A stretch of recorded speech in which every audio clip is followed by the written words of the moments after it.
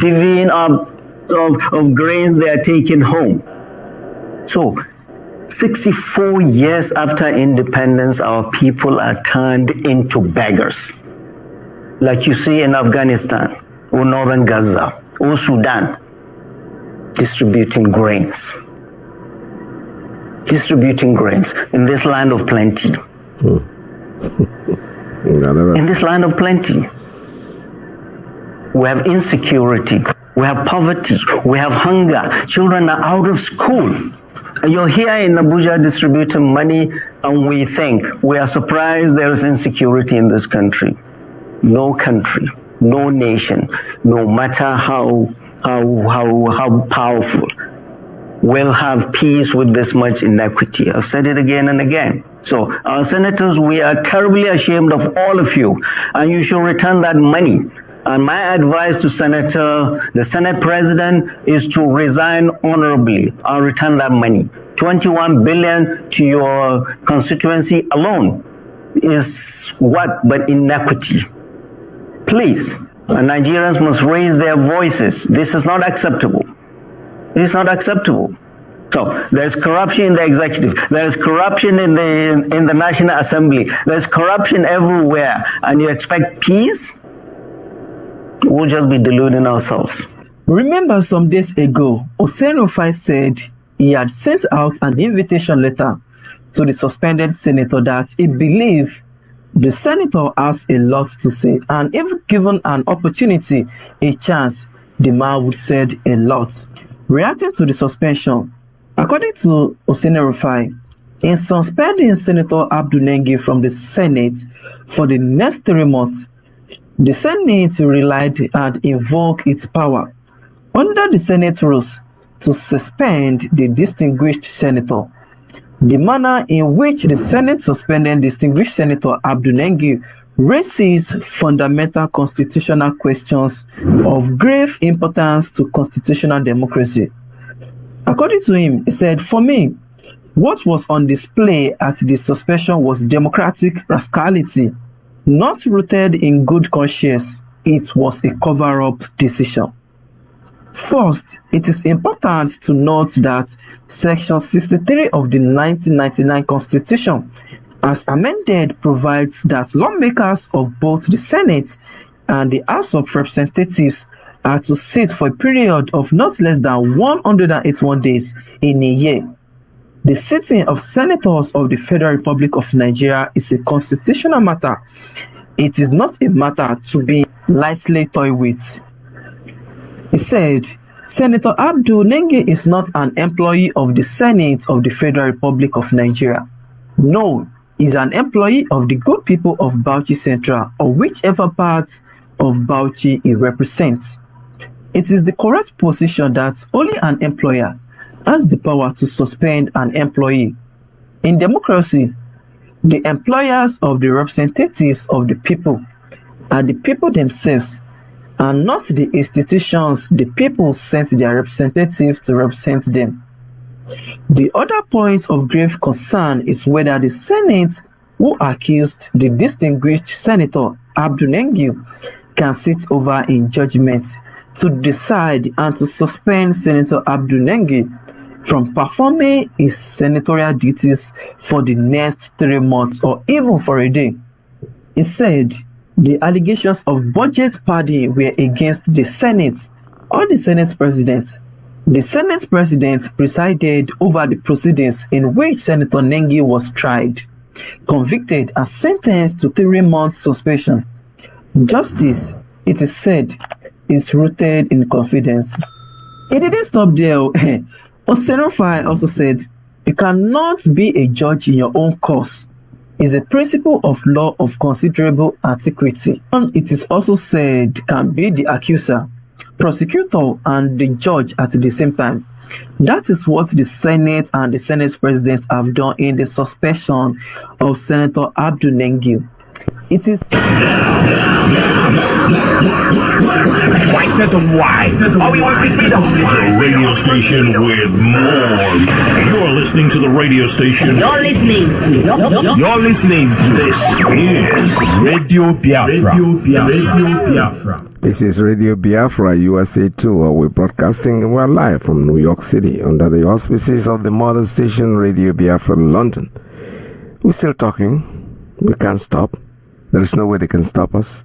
But what we're telling is just when I get clips, when they bring my memories back in the days, the days of the so-called Biafra war, where our children with pot bellies, the children were suffering and there was no food to eat. Today I'm happy to hear that same thing is happening to the perpetrators of that war. All of them, I go see them. When I go see the water. I don't know what water means, but I keep hearing it all the time. The water is coming to everybody, honestly. It's not going to just be left with Biafrans. All right, talking about our leader, Mazi Nnamdi Kanu, who is currently incarcerated, and people are making so much jest about it. They say, Tinubu, you know, the Yoruba people are saying, Tinubu wanted to release his Igbo people. His Igbo people that are holding their brother. You know, it's not the Igbo people that are holding your brother. Stop fooling yourself. We all know that the president of Nigeria has the executive authority. First of all, it's not the state that is charging Nnamdi Kanu. It is the federal government. It's the war against federal government, not war of Nnamdi Kanu against Imo State or against any of the states. This is Nnamdi Kanu vs. federal government. So who has the executive power? They even get involved in something that doesn't even concern the federal government. They get involved in things that don't concern them, but this one concerns them directly. So my brother, stop fooling yourself, stop lying to people that if Tinubu wanted to release Mazi Nnamdi Kanu, now they're taking the glory. You know, Tinubu wanted to release, and it's the Igbo people, the Igbo politicians. It is not them. It is just like somebody, Obu Janjam. There's something we call Obu Janjam, means that somebody who comes, you know, takes a knife, goes into the bush, is cutting the tree, and then he runs out to the main road and be asking who is cutting that tree. Oh, Obu Jam, you want to be on the good book of the Igbo people. Or, you know, the good book of the Nigerians, not the Igbo people. Then, you know, putting the blame on Tinubu. If you want to release Mazi Nnamdi Kanu, he does not need to, even when he's brushing his teeth in the morning, he can say, I beg, go, let that man go. It is his executive power. He doesn't need anybody. He doesn't need the Senate. He doesn't need to ask anybody any question unless you do. It's just like somebody who come and ask you, you know, some men will go to another person and start complaining. You know, my wife is this. My wife, what do you want me to do? You want me to divorce this woman? Divorce your wife. Don't go and kowasiri. So Tinubu, if you want to do anything, do it. Don't blame it on anybody because nobody is stopping you. You are just scared. Mazi Nnamdi Kanu, you are afraid of him. We know the truth. Even though we are not saying that our politicians are doing well, they are not. But in the case of Mazi Nnamdi Kanu, it has nothing to do with our people. It has nothing to do with the Igbo people. Stop fooling yourself. Tell yourself the truth. Let's listen to what one of our brothers is saying here, which makes a lot of sense. This man made a video a couple of months ago. This Prophet Elijah Bamidele. In that video, he said that Igbo politicians, Igbo leaders, they vow that the Nnamdi Kanu will never be released. That President Tinubu want to release Nnamdi Kanu, but Igbo people, his brothers, they are the one who will not release him.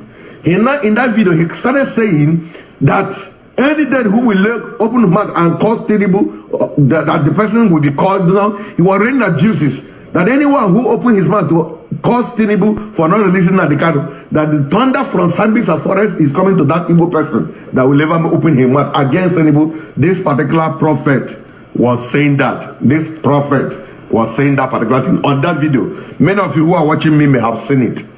Now, today, you can see why Nnamdi Kanu is not going to be released. It's not because of Igbos don't want him to be released. It's not because of Igbo leaders or Igbo politicians don't want him to be released. When I saw that video he made, I was discussing with some people in one of the platforms where I belong, telling them this is a setup. And people was saying, no, Igbo leaders are wicked. Look at how they don't want Onion to be released. Talking about I say, this is a setup. Why do I say it's a setup? You can't tell me you are a president. You want to release somebody. An ordinary governor, an ordinary Igbo politician or whatever will stop you. No, it's a lie. That was what I said. People misunderstood me. Today, I have been proven right. They are simply playing politics to make Kain and Dibu, I want Dibu, Kain run over Bagara, Kain up on my ass, Kai hate on my Kai quote now, I want you one day. Okay. Well, listen to this particular video. Listen to this video now. Those of you who said that no Maka on Dibu, Nnamdi Kanu release Leah. Listen to this video before I begin to analyze. Where is the volume? Sorry.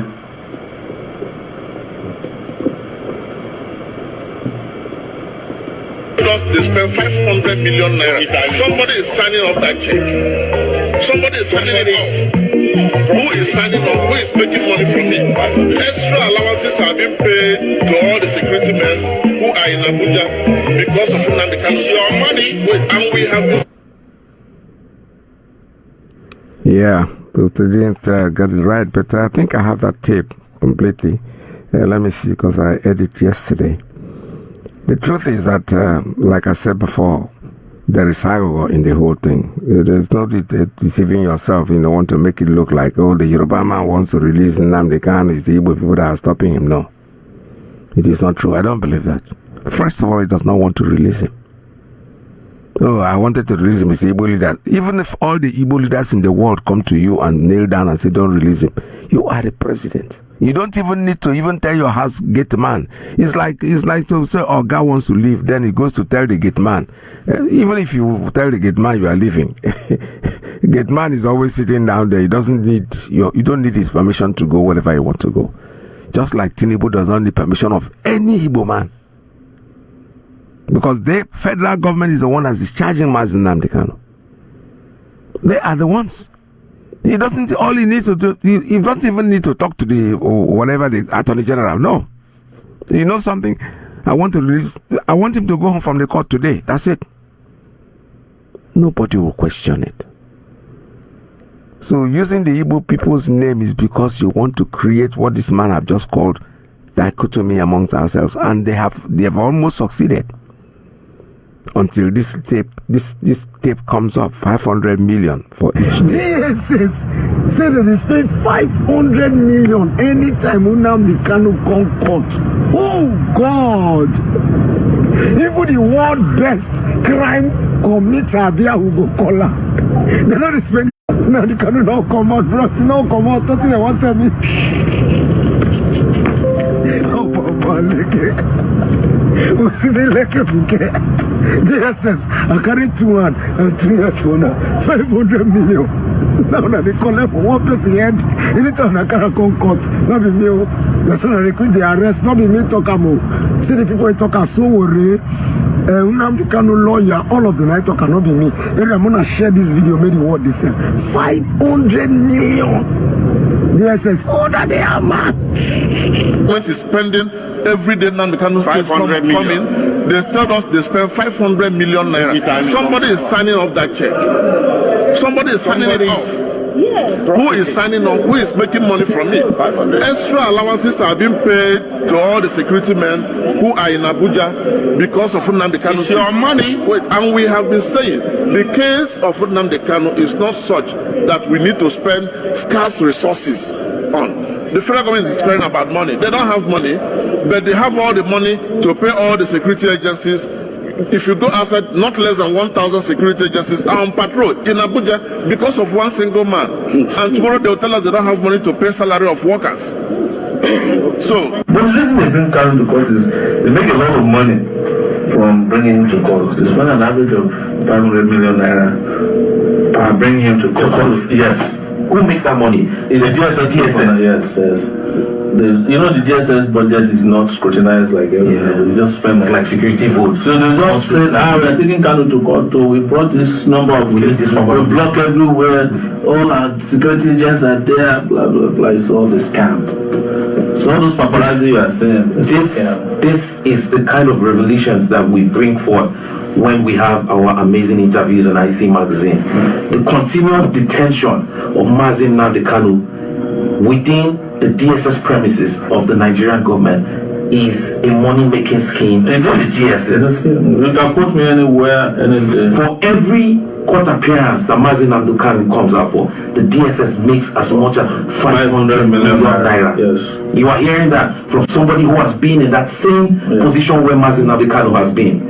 And as such, if an organization like the DSS makes that much money, do you think they would want to release Mazi Nnamdi Kanu? Never. So we see where his continuous detention is coming from. Anywhere. No judge, just like our guest has said, no judge has found anything incriminating about Mazi Nnamdi Kanu. He's been discharged twice. He's been discharged twice. Even if the Supreme Court said it, that it was Nigerian government that violated his bail by invading his compound, that he didn't jump bail. That was what the Supreme Court ruled. But in their own usual confusion and rigmarole, they said, well, let him still go back and answer the rest of the charges. So what the judge would have done is to reinstate his bail, since it was the army that went to get his bail. But it's Nigeria now. Yes, this is a tape that is supposed to go viral. Let the world see the same people that are crying that, we're looking for they are wanted men. Country. Hopeless country.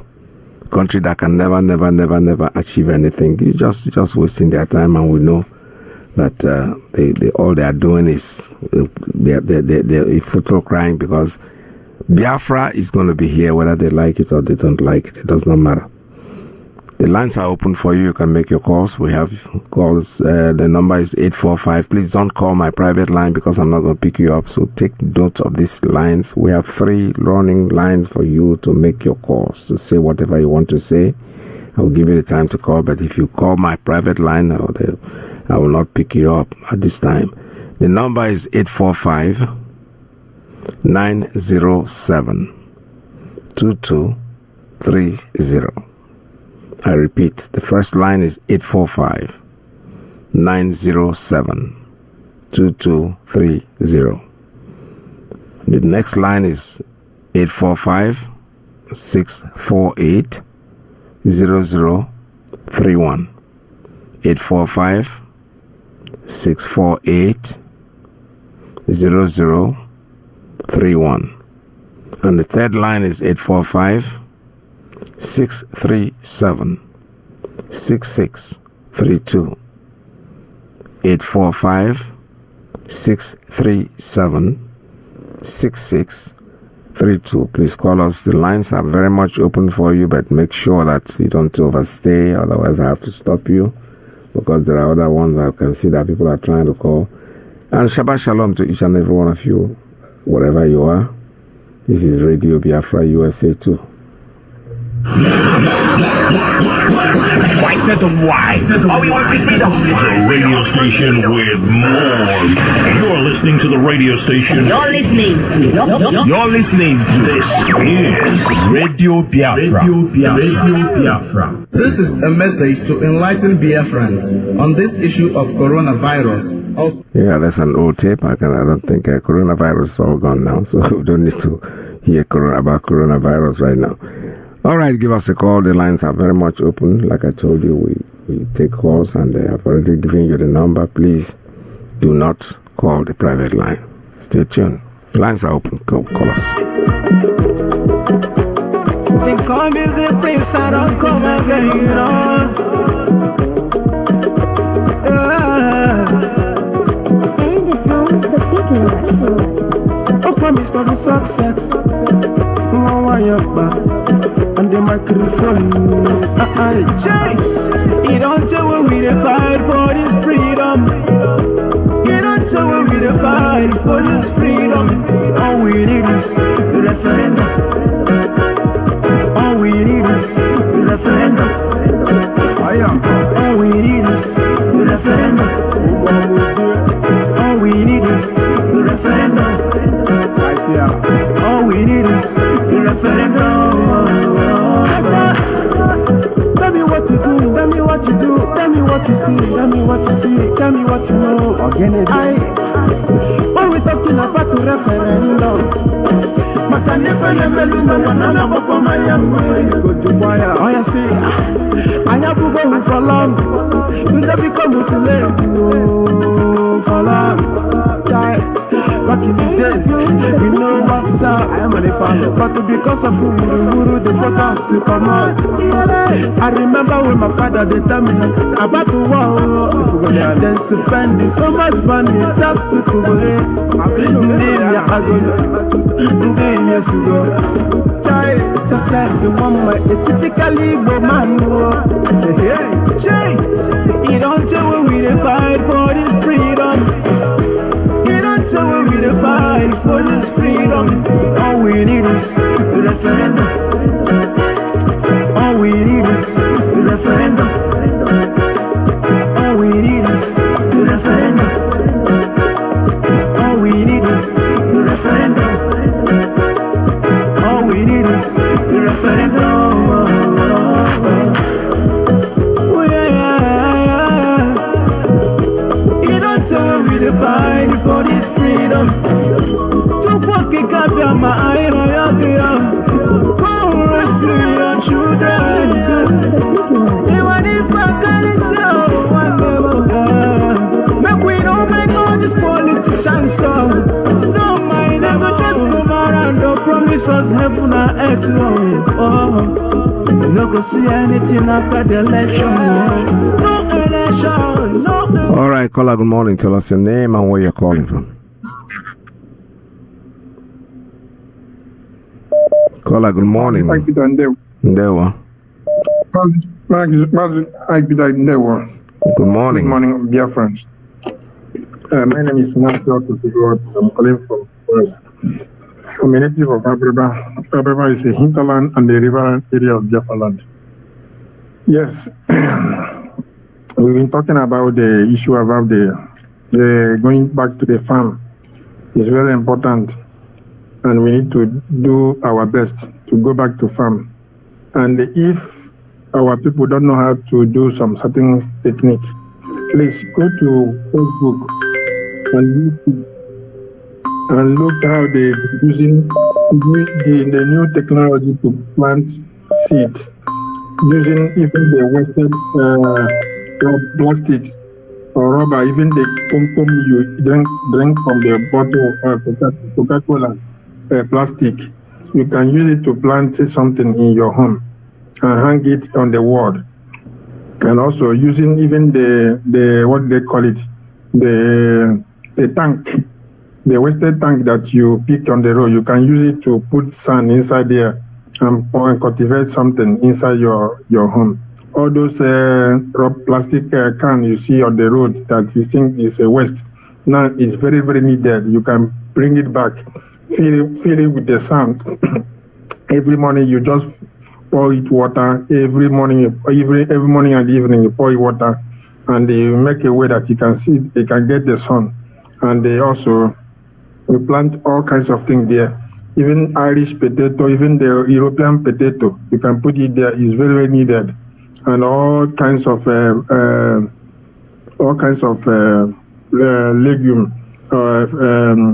What did I call it? I'm using French. All kinds of green leaves. All kinds of green leaves. Then you can use plant it there. Is for our own use. And also you can apply some other European seed. Put it there is very, very important. And that one is bygone. Then now we can talk about the issue about what is going on in the zoo. You know, what thing is going on there is they thought they can cleanse our tribe by joining hand both the what do they call them, Egyptians and Morocco and all those allies of the Britain. They think they can wipe us from the map of the world. They've forgotten that when you are dealing with the people of God, when we sin against God and God deal with us, you people that accepted God to use it to deal with us, God is going to punish you again. And if you see very well, check very well, I'm not giving any story. In Britain today, there is a problem because the Nakwishinaala have taken that Britain, very corner, all the whole corner. Then Nakwishinaala, Etekiko, I've been interviewing some of the Presbyterian church members, interview, because my wife is a member of them. They said that what is going on in Britain now, they don't know how to handle it again because it's too much for them to handle. And I asked them, what are you going to handle about the new election? They said they are going to vote this Ratishina, that is, they know it's not the only Nakwishinaala, but it's a Hindu. It's better for them for now. And what I'm trying to say is, our leader said something some certain times. He said that the Nakwishinaala is going to take Britain if they did not leave Biafra alone. And that prophecy is about to fulfill. And another thing I want to say, based on what the China Sanworu said in the Twitter, he said that he don't know why the Israel are attacking Iran, trying to bomb them, because these people that occupy that land, they call them, they're trying to claim they are the Israelites or the people of God. Those are the Europeans. Thank you. Let's go. Round up, please. The original Israelites are the Biafrans and other Africans that are spread down to the Western and the Southern Africa. Thank you. And the one thing I know is the fulfillment of the scripture will come back, and we are going to take our land. Thank you. After we take back the Biafra and taking back our land, and we make a peace with all our brothers they dispatch. Thank you. All right, thank you so much. This is Radio Biafra. Caller, good morning. Tell us your name and where you're calling from. Dada Peters. Dada Peters, Jishike. Good morning. Welcome to the program. Dada Omanwoko Kishishka. Wafoma. In Olu province, Biafra land. Biafrans, anywhere you there, we are Biafrans. Emayana no today. I'm a Windibo. Ishaya would dead or wouldn't sort. Because if we will be Biafrans get sense, we gonna say this is the last opportunity for we will be Biafrans on this earth. Not in heaven, no other place on this earth to live with our children. So that when we die, like as our ancestors did, our body will be buried here. And our children will continue to live here and to grow.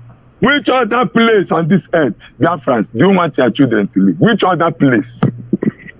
Then that Peter say, okay. And I can clip he played 500 million. 500 million dead. I hear PSS in Nigeria. I took a chair, go task in Morocco. More you like. And the 500 million. It was dead then the kind of guy caught. Oh, yeah, release him. Release him. Hajo. Biafra as soon as Nigeria complete to 419. My police in an email. Miami.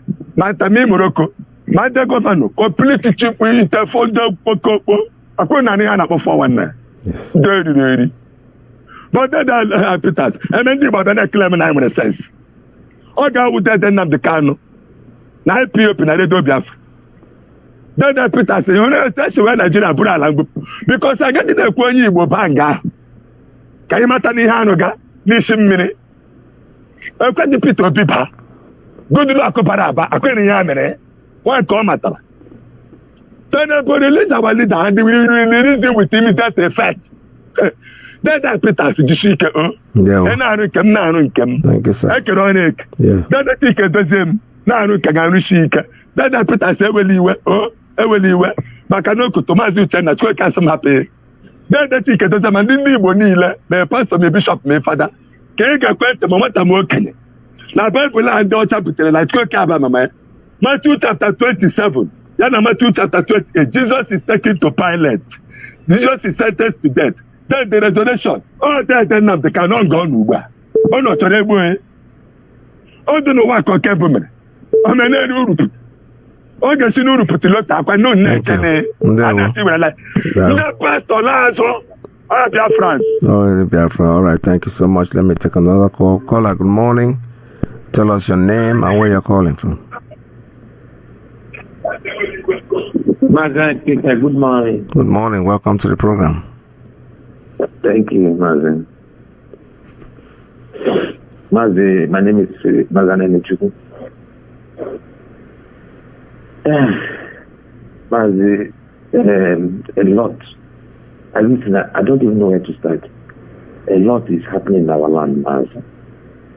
A lot. Even no what if I'm Iyke. I'm Iyke because son have make it in my saying short to have the fact what I made them. In fact, let me repeat. In Imo State, Mazi, I went there last year, to start a farming business. One man, Timony Amalana, massive land needed. One for them about, Mandifani take Gaba, the Amaju Weba, and whatever. You all in your hand. Nafani take Gaba, the Amaju Weba. Just imagine the young. In the state. From that, in fact, no, although the opponent has from that over man above to that would be even in our friendly given in go over more in it. The same people are no one compared to how even in the state, every we had a competition on the congregate every junction, if you post this time border, I'm already been in it. That congratulate every junction, everywhere, I weep for my people. Honest demanding. In the end, I met last said that you guys inside stupid about the video one. I'm telling you, you don't open those no job. Everything that is zigzag. Everything that is zigzag. One of the put up banana chat there, you go ego, tomorrow you see that in that morning, your generation there, you should have a man. Thank you. And I'm going to get my job on the vision. You don't need to lead you back. About a water man. I'm telling you. That man has to have a Kaduna. I'm a man just doing so that we are not of man. That man has to be able to Kaduna. Money has to the same fight. Mazi, in my time, the dish of Obuna in the Kupasi. I will present myself like with a bow. The same man I announced that day I announced the Murier, no took here. Tuesday against what is the more in the able to defend Calimani with the lawyer in Morocco. In the morning, Nigeria announced the Bugie, a Siasi called the Murier, who are the man to the same fight. All right, thank you, sir. Let's go. Round up. All right, thank you very much. This is Radio Biafra USA 2. We're taking calls. Calls are still coming in, and the number is 845-907-2230, 845-648-0031, 845-637-6632. Call us. The lines are very open for you.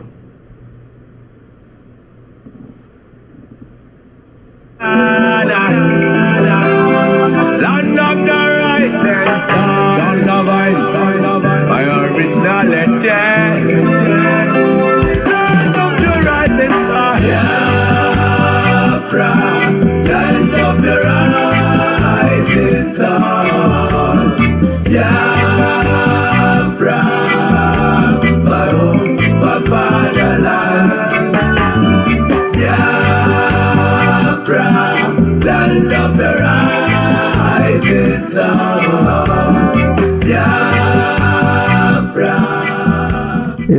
there's something. All right, I have a call. Let me take this one before I say what I want to say. Caller, good morning. Tell us your name and where you're calling from.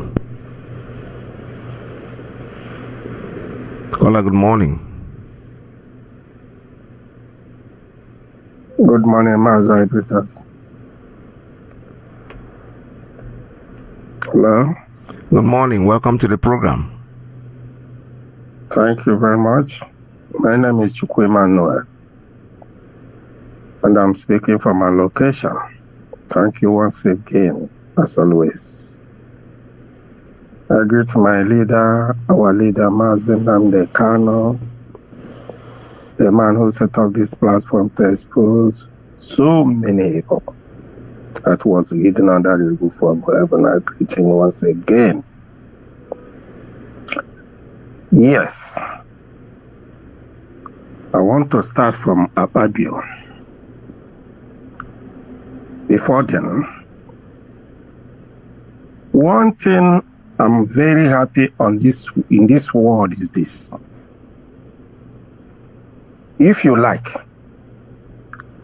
be the richest man in the whole world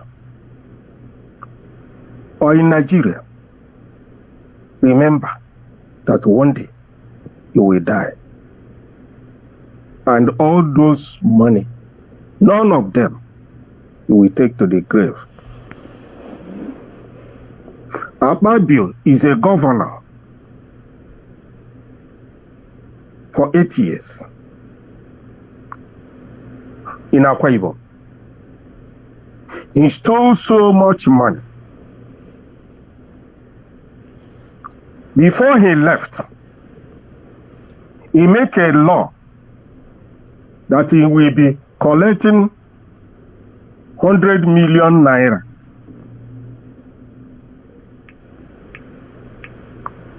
as a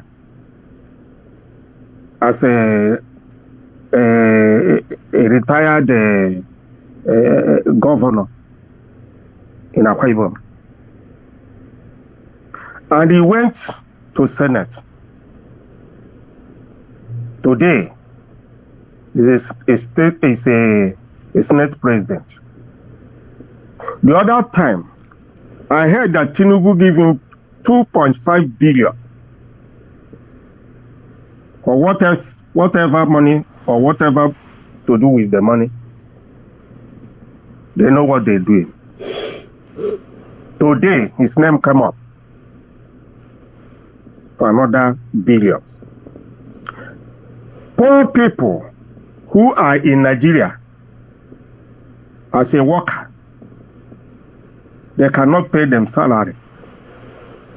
Even though they are paid, those people, what are they paying them? Some of them are dragging to pay 30,000 naira, which is not up to $30 a month. Somebody who have family.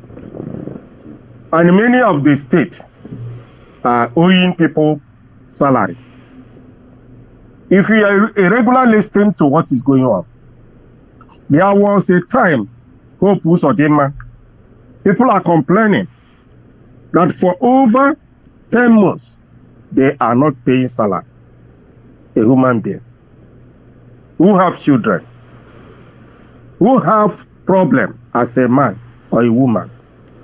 And these people are happy staying in Abuja, sharing this money. I have said it again. My happiness is that whatever you do on this earth, one day you will disappear like other people. It is quite unfortunate that a black man, as our leader have said, a black man cannot think. A black man who said that he's a senator, is a governor in Nigeria, in Africa, the first thing we do is to go and open an account in America, in foreign banks. The whole money you will use to pay salary, to do the right thing so that other people will benefit from it. You stole the whole money. Go and back it in overseas, buy houses, and after the whole thing, you will die. The white people will take the money and develop their place. How shameful, black people. How shameful. If you are a black man, and you are hearing my voice, you are living abroad, and you are not ashamed as a black man, your name is sorry. Thank you. This is very bad. When something is happening to your brother, it's also happening to you. That's what makes you a human being. After the whole race in the whole world, black people are the most wicked and evil.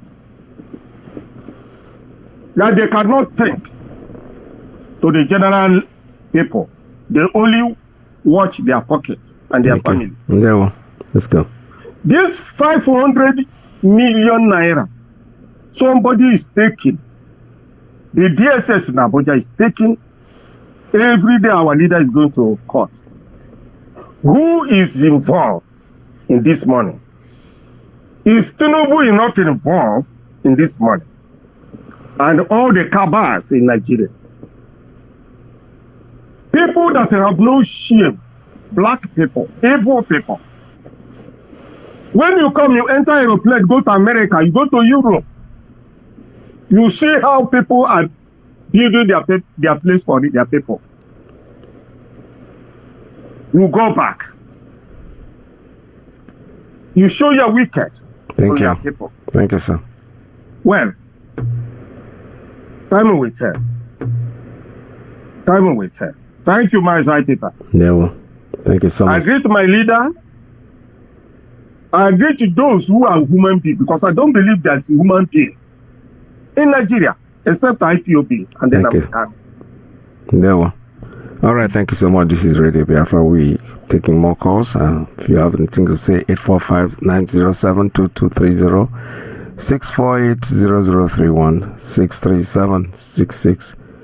637-6632.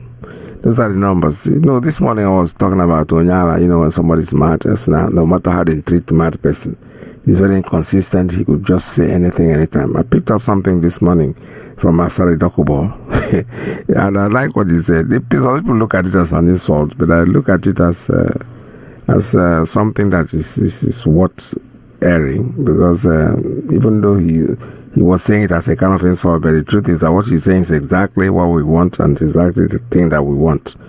All right, let me see if I can. This tape doesn't want to play. I don't know why it's not playing. Okay, let me see if I can go to. It's something I picked up. I listened to it. It sounded very good, but unfortunately, it doesn't want to.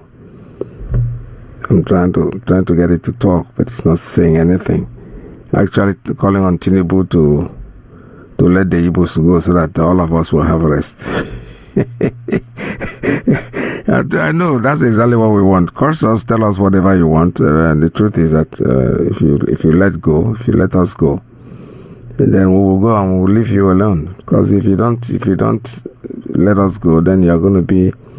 We're going to haunt you. We're going to make sure that life is very miserable for you, and that's exactly what we are saying. We're asking to be let go, but unfortunately that tape refuses to play. I listened to it. I loved it, because it was like, why don't you let these people go, these Igbo people, let them just go, because they are the problem that we have. If you let them go, everybody will have peace. Then we'll know how many of us that are left. In fact, he's even calling the Senate, so anybody who wants to follow them can follow them. So that in the end, Nigeria will be smaller, and then we'll be. But I think I love what he said. That's exactly what we're asking for, is referendum. That's what we need.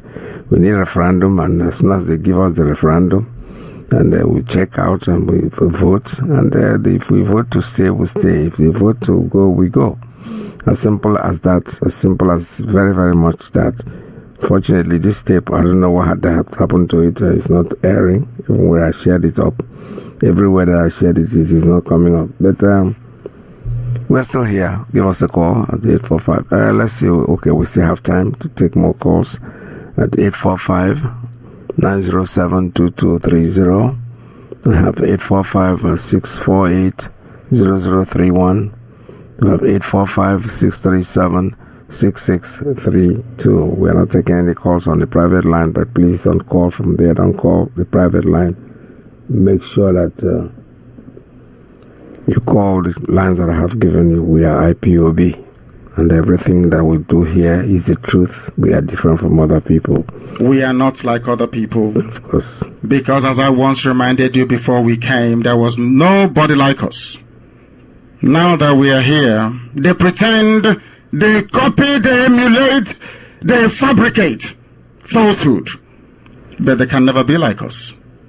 Long after we are gone, they will wish we lived forever. IPOB is very special. Exceptionally special.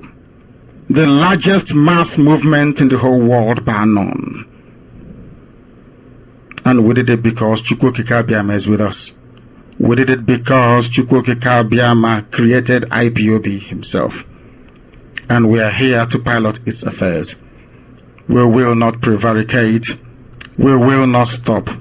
We will not slumber until Biafra is fully restored to its former glory.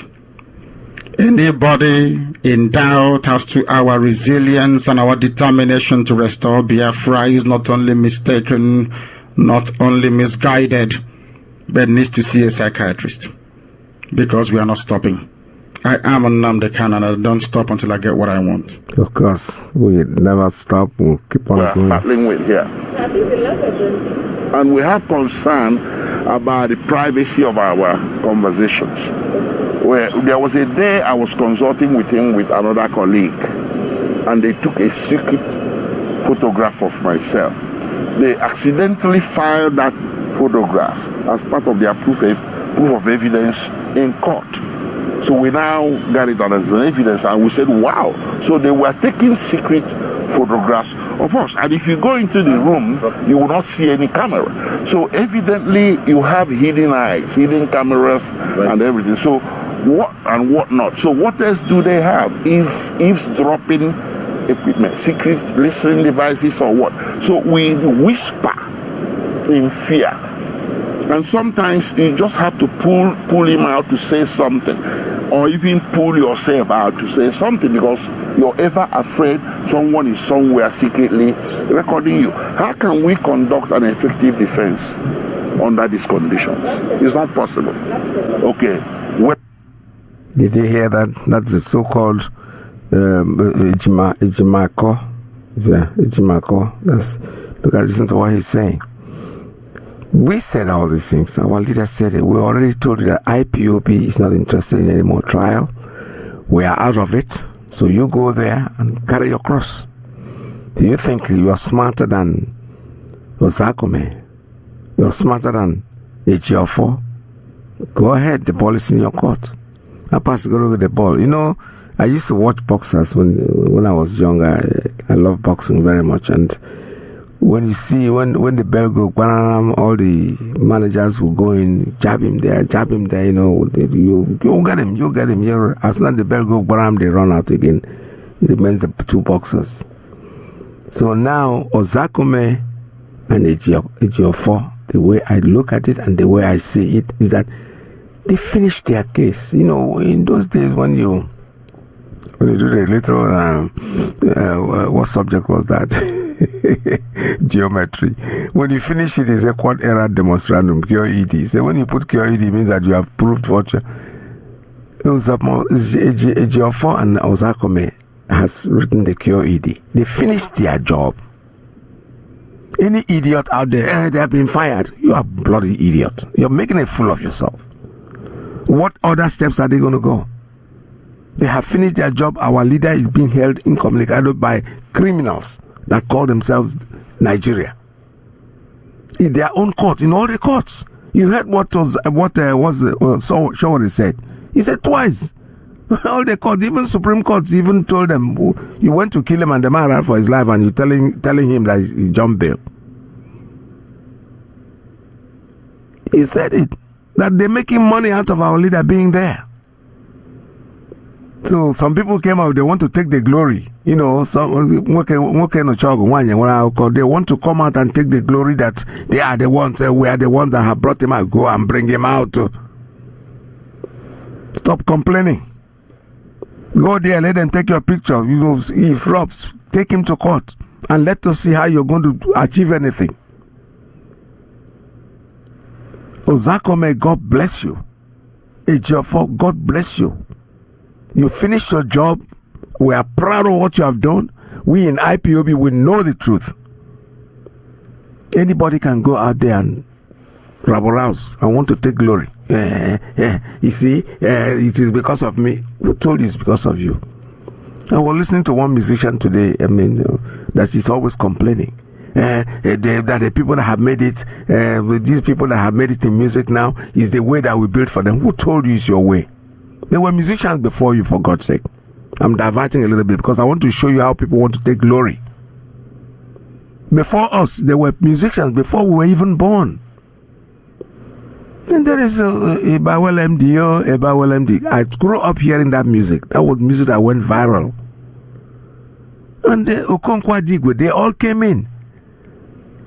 Then Rex Lawson, Cardinal Rex Jim Lawson, whose memory is still remaining and lingering. Then somebody who just made a hit, one hit song, he said, we created the way for them. You did not create the way for anybody. Time passes, people come and go. There were musicians. There were musicians before us. We have passed through.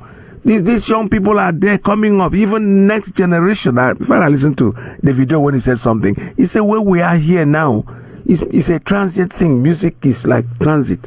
You're passing through somewhere. So don't take the glory don't try to take the glory, because when it is your turn, you will shine. You will pass through, somebody else will come and shine and pass through. You never started this business. The same thing with these idiots. Ozakome and Ojimofo did their job. They did their job, they finished their job, they signed QED, Quad Era Demonstrandum. We've demonstrated, we've shown the world that this man is not guilty. The law agrees with us, everything agrees with us, we are out. Then somebody comes in, okay, what is your reason? Go get him out. You can't even get ordinary bail, that even the Supreme Court supported you. The Supreme Court even said, this man, because you went to kill him, so he didn't jump bail. You could not even get him out. In your own court. Today you're complaining, you're crying, you're talking about it. Who cares? We are not interested. The indigenous people of Biafra, all we want is our leader is going to be out. Whether some people say, if you don't go, you'll entirely sell him to jail. Are they not holding him now? Did he do anything? They will all pay for it. Chineke can never go on. He can never deal with him and don't get repercussions. Of course, there'll be repercussions. You will get it, whether you like it or not. It's a money-making thing. Our leader had said it, that some people are making money out of the insecurity in the states, in Biafra land. Of course, we know that. So for them to think that we don't know, it's not true. We really realize that they're taking advantage of the fact that creating the insecurity. Cannot go scot-free. I swear it. They cannot go scot-free. Anybody involved in any type of crime in the East cannot go free. And they're doing it because I'm in DSS. They know Nnamdi Kanu is outside. In 2 minutes, this nonsense will stop. Who is the idiot? Who is the bagger? That will speak when I'm talking. Who is the fool? Who is the idiot? Ndewo gị onye ọma na-ege ntị ma na-ekiri ekiri. Ebe ị nọ ugbu a bụ na sim.si ha asịrị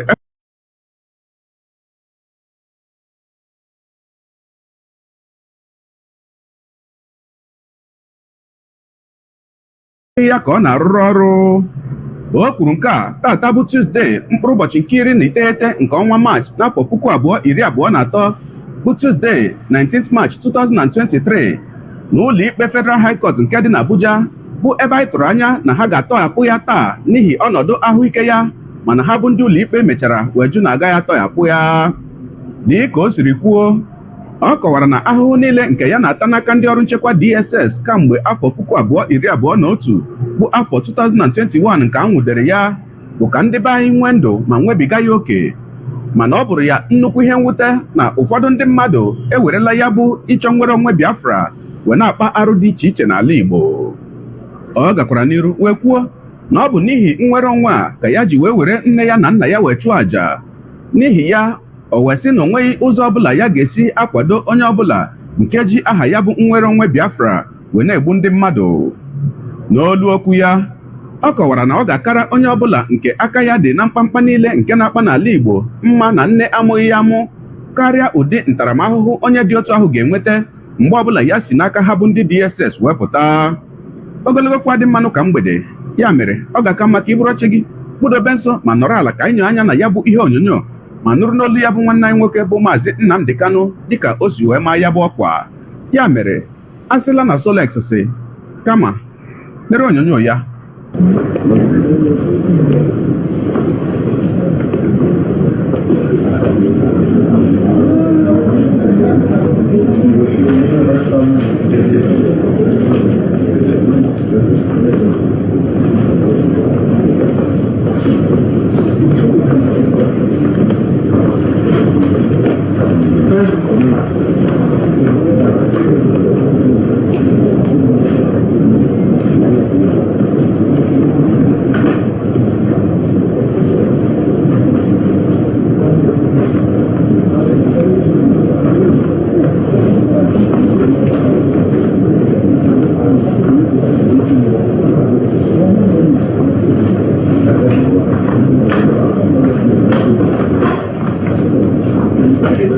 na-egbu mmadụ onye n'ihi Biafra, onye ahụ bụ onye ohi. Ndị Igbo ga-enụ ntị o, onye ọbụla pụtara na-ezu ohi, na-agba ama, na-atụrụ ndị mmadụ, na-eme ihe niile ndị a niile kwere na iyi IPOB, onye ahụ bụ onye ohi ka ọ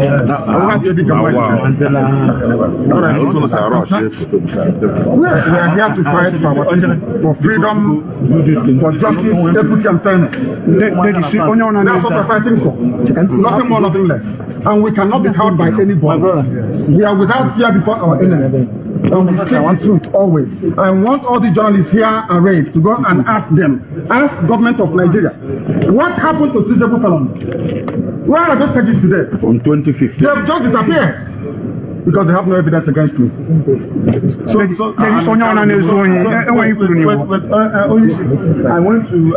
Anybody committing crime cannot go scot-free. I swear it.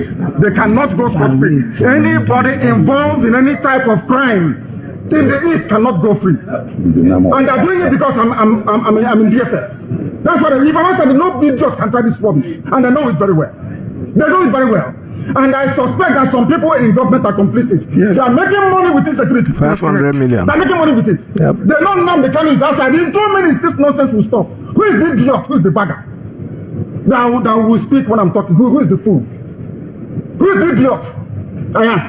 That I give an order in the East, and the idiot will counter it. Who is the bastard? I'm asking you. Nobody can. Sir, are you I'm Nnamdi Kanu. Who is the idiot? Robin, no, don't. No. What is it? Can you tell us the ongoing killings in the East in the name of IPOB? What is your stand on that?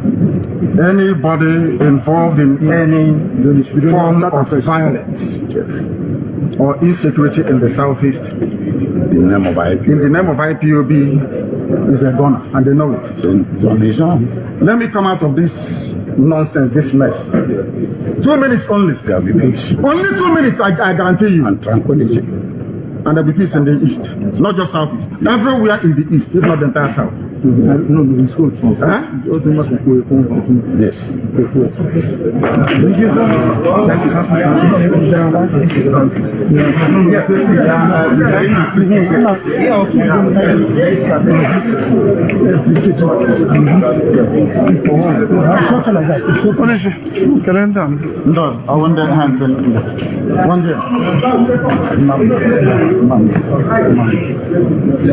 will be justice.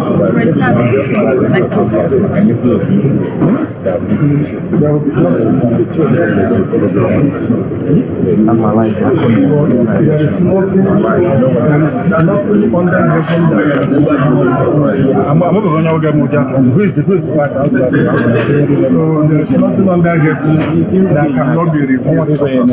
Are you getting? Whoever plays the role he plays. If man does not see the person, God sees the person, and God will bring that person to judgment. Whoever is doing what the judge is doing, that's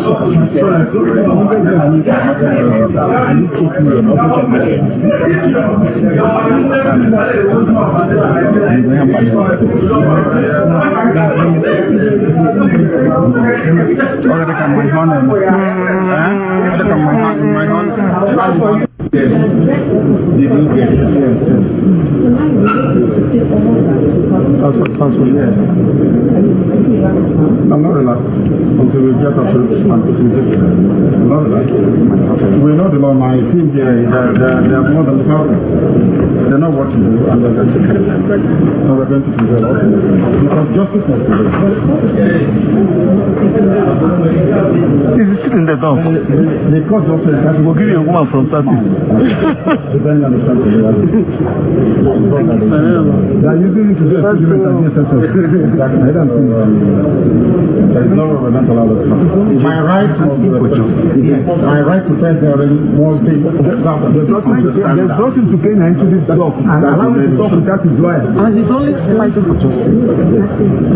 I have congenital heart failure. Congestive heart failure is called. From the medication you can tell. So they're basically trying to keep me alive. So when they calculate that I'm allowed to give of them, my heart is about to pack up, they will now say go. So when I go outside, I will die outside. That's what I'm trying to do. The medications they've been giving to you, yes. It's not working. If it's working, why would I have all these lumps underneath my... And he has written a petition to the Nigerian Medical Association where they brought one quack doctor, somebody who is not a doctor, to treat him. To come and try and treat him. But up to now, they have nobody know what they're doing. And they know they don't know what they're doing. Or else, why would I have this? As long as it remains in the SS custody, there will be no trial. He's seeking for a non-custodial arrangement by the court because exactly I don't mind house arrest because I'll defeat in this court I'll defeat the government of Nigeria. Yeah, the whole will see. Where is the feasible felon? Where is it? All these years journalists are having feasible treason. What is treason today? He's gone. It's somewhere this terrorism charge will go. I'm thinking of another capital offense that can charge me. Maybe I don't know, impregnating the wife of somebody. I don't know. You say you are doing the federal government, they know I'm not guilty. My only guilt is that I'm fighting for my people. And I will fight for it. For justice. For justice and fairness and equity. Advice to the people of those who are using IPOB to commit crime. Using IPOB to commit crime is a thing. It's not part of this family. Repeat. Our family is based on 4 cardinal points. You must be without fear before your enemies. You must speak the truth always, even if it leads to your death. You must help the poor and those who cannot help themselves, and be of good character that God may love thee. That's who we are. So what will be your words to those out there in the East who are killing that they are criminals? They are criminals. They are not part of this family. We are called a family for a reason. We've come to save our people, not to enslave them. Anybody conducting any kind of activity that contravenes the welfare of our people is a criminal. I must be dealt with. Wait, when you repeat this one. Anybody who is involved in any form of criminality, any form of violence or subversion in the name of Biafra is not part of this family. Our family is noble. It's called IPOB. It's all over the world. So you condemn anything that has to do with killing in the Southeast? Why would I kill violence? People have sacrificed my parents for them. Why would I want to kill anybody person after that? Anybody who's committing crime in the name of IPOB is on his own. He's a criminal. I've said it. He's a criminal and should be dealt with adequately. Thank you very much. Thank you. Tuesday. Ọkwa ikirichala ya bụ ihe onyonyo ugbu a nke akụkọ ụwa gaala ka nkwụkwa na uche m nke njebụrụ mmadụ onye ọbụla anụlanụ ka ya bụ nwanne anyị nwoke bụ onye ndu Mazi Nnamdi Kanu si wee kwuo ya bụ okwu ma maa ya bụ ọkwa nke ahụ ewee dịrị onwe ya ndị a gwara amarala ihe ọzọ dị ka ibe ya ndị nchọrọ ịgwa okwu ugbu a bụ ndị niile na-achị achị n'ala Igbo, all the southeastern politicians, ma ị bụ gọvanọ, ma ị bụ sinetọ, ma ị bụ House of Rep member, nke ọbụla ịbụ, ọ bụrụ ha na ọnụ na-erughị n'okwu n'ala Igbo, ana m asị unu ihere mee unu, ihere mee ndị niile na-achị achị n'ala Igbo, all the southeastern politicians, ihere mekwa unu. Kedu ihe ji maka ya ekwu? Unu emegidela ihe a megide ihe a weruzie nke bụ na ndị Igbo enweghịzi ọnụ n'obodo Naijiria. Unu agbagidegorola ndị obodo Naijiria odibo, gbagidere ndị ugwu na ndị ofe mmanụ odibo, nke bụ na ndị Igbo enweghịzi ọnụ okwu n'ala Igbo. Nwanne anyị nwoke bụ Mazi Nnamdi Kanu, kedu ihe o mere? Kedu ihe ọjọọ o mere? Na ọ sị ka ihe dịrị ụmụnne ya na mma, na ọ sị na ahụhụ a niile ndị mmadụ na-ata n'obodo Naijiria na ya na ụmụnne ya esoghịzi, na ha chọghịzi iso wee taa ya bụ ahụhụ. Eme gịnị? Akpụrụ ya ga kpọchie. Ndị Igbo niile gba nkịtị, ma ọha na eze ndị Igbo, ma Igbo gọvanọ so, ma Igbo sinetọ so, ma Igbo House of Rep members, asị m ihere mee unu niile, ihere mekwa unu. Lekwa Omoyele Sowore, onye ofe mmanụ nke ndị obodo Naijiria kpụrụ wee kpọchie. Mgbe a kpụrụ ya wee kpọchie, ndị Yoruba eme gịnị? Ụmụnne ya bụ ndị Yoruba apụta kwuo okwu. Mgbe emechara tọhapụ ya, onwe mgbe a sị ya na ọ gaghị ahapụ obodo Naijiria, na ọ gaghị ahapụ Abuja jee ebe ọbụla, mana ha megide lụwara ya ọgụ. Ndị mara otu esi echekwebe ihe ha nwere alụwara ya bụ nwanne ha ọgụ, lụwara ya ọgụ. Mechaa ndị gọọmenti obodo Naijiria ekpochapụ kesi niile o nwere wee hapụzia ya. Ugbu a Omoyele Sowore nọzi na mba Amerịka, ya na ezinụlọ ya nọzi. Lekwa Sunday Igboho, otu ihe ahụ Maazị Nnamdi Kanu sịkwa na ọ ga-adịrị ụmụnne ya na mma, na ụmụnne ya, ahụhụ niile ụmụnne ya na-ata n'aka ndị obodo Naijiria, na ahụhụ niile ụmụnne ya na-ata, ihe niile ụmụnne ya na-agabiga n'aka ndị ugwu na oge ebe. Akpụrụla Maazị Nnamdi Kanu wee kpọchie tupu akpụrụ ya bụ Sunday Igboho wee kpọchie. Mana kedu ihe ụmụnne ya bụ ndị ofe mmanụ mere? Ha agaghị ga nọrọ ala chisa aka otu ebe. Ha bidoro gbawa mbọ, gbagharịwa, mewe ihe niile kwere ha, ihe niile ike ha menwuru.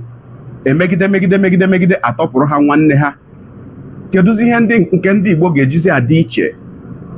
Kedu ihe nke ndị Igbo ga-ejizi adị iche? Ụmụnne masị m ka m jụọ. Ihe abụghịkwa mmụọ ndị Igbo mma bụ before, ihe abụghị spirit ndị Igbo mma na mbụ. Spirit ndị Igbo mma na mbụ bụ asị na a ga-anwụ echi, anwụọ taa, ihe ahụ ga-eme echi ya mee taa. Mana kedụzi ihe na-eme? A ga-agbapụrụ ndị obodo Naijiria. Onye ọbụla agbachi nkịtị, onye ọbụla ejedewe aka. Nke m nụziri n'ikpeazụ nke na-agba mara bụ na anụzi m na ụbọchị ọbụla enwere ikpe gbasara ikpe Nnamdi Kanu, na Igbo politicians na-ewepụta 500 million naira eji eme ihe gbasara expenses logistics. Kedu mgbe a ga-emewe otu a wee ruo? Nwanne gị ọ bụrụ na ndị Igbo ga-akwụnwe ọtọ, ọ bụrụ na ndị Igbo ga-ekwunwe okwu, ọ bụrụ na unu bụ ndị chọrọ ka akwanyewere unu niile ugwu n'ala Igbo, ọ bụrụ na unu ga-akwụnwe ọtọ gwa ndị obodo Naijiria okwu, unu hapụrụ anyị nwanne anyị. Kedu nke bụ na ama hapụ Maazị Nnamdi Kanu? Nke a dịkwanụ njọ, nke a dị ezigbo njọ. Ị na-aza gọvanọ onye otu ọhaneze ndị Igbo, nke a dị ezigbo njọ. Oyi akwasa ahụ mara onwe ya. All right, there's something you just said that doesn't resonate with me. He said the governors and the politicians on the East, they want what that spent the 500 billion. It's not true. But it's the federal government. It's the federal government. Whether they impose it, maybe they impose it on them to contribute that money, I have no, but I know that what they spend is 500 million. I don't think the money comes from the state government. You want to tell me that Abia, Imo, and the so-called 5 eastern states, are the one that contribute that money just to keep Nnamdi Kanu there? No, it's not true. Tinubu is a hypocrite. The Yorubas are hypocrites. One of them is my in-law. I know he's listening to this. But they know what they are doing. This is a game. I want to release them, it's because your people don't want me to release it. Now, taking away the blame from himself to the people. Nobody has the right to tell the president of Nigeria what to do, especially when it concerns somebody they abducted and they are charging him. His case is versus the federal government. It's not versus the Southeast. It's not versus Southeast government. No. He's been charged. Nigeria as a whole charged him. His case is against Nigeria. And who is that? The president of the country can wake up and tell not only prosecutor, Abi, something that's what they call it. Attorney General, just tell him, just the same thing they did with Shore. I'm not going to prosecute. I'm tired of this. Just throw in the towel. Let the man go. Now, the newsman is reading a news but you cannot be talking uninvestigatively. You have not investigated to know where the money, the 500 million comes from. It comes from the federal government. It's somebody signing off the check. What you should do as a journalist, find out who is signing off that check. Let us be sure that it's the Southeast governors that sit down together and sign off 500 million each day. The man goes to court. But we know that that is not the truth. It's the federal government. They want to keep him there. They have reason to keep him there. And by the way, what are they spending the 500 million for? For a man who didn't do anything.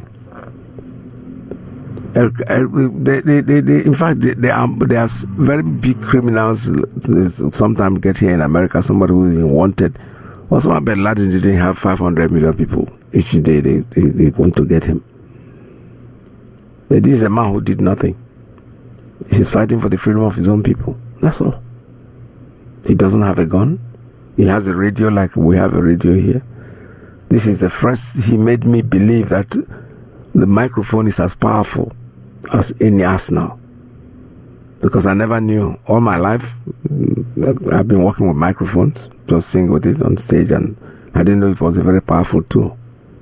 Until Mazi Nnamdi Kanu came into the light. So they wanted everything to get rid of him. They've tried to bribe him, which is the normal way for Nigerians. They made all promises. They're going to make you the vice president of the zoo and everything. He said, no. I want freedom for my people. That's all. That's all I need. When they couldn't kill him, they went to abduct him, they stole him, they kidnapped him from a foreign country and brought him back.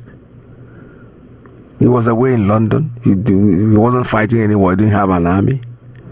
He created what he called the Eastern Security Network that were not even armed.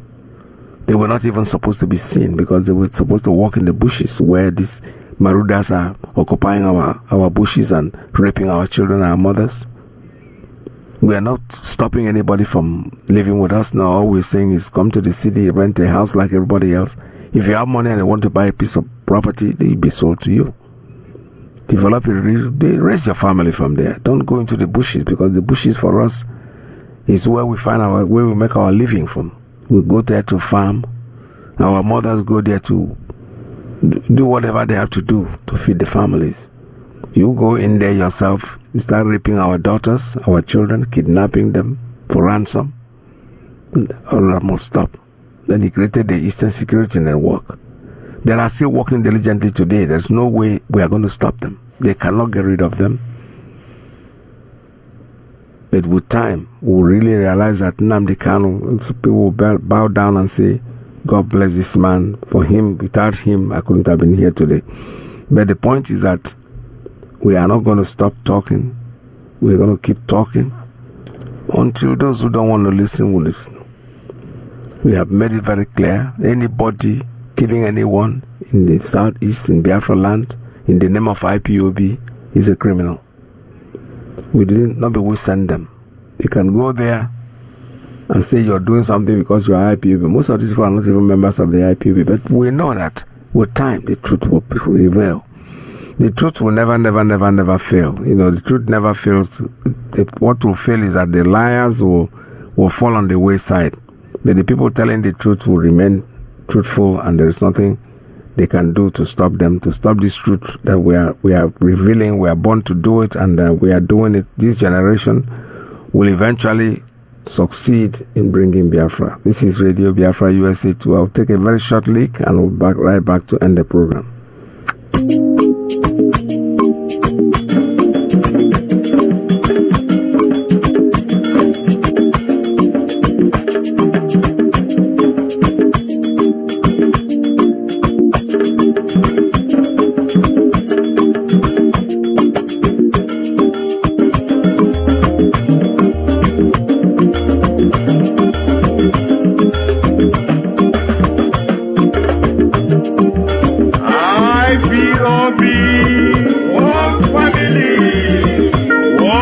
family, IPOB, Anabo, I am at the point of no return. Yenda nema yobi ojo, Iyke buso haga. Ako una ki Biafra no gaga lota, one si kuji pia de wenako. Yezi kebo na jai kama, kana so desi ayu polisi, odi ni iti ayu webele tule. Achito madu, achito nama, mbu fodo, madu ka usia nama nanya. Onye kuoku, asisi wete enke ebu.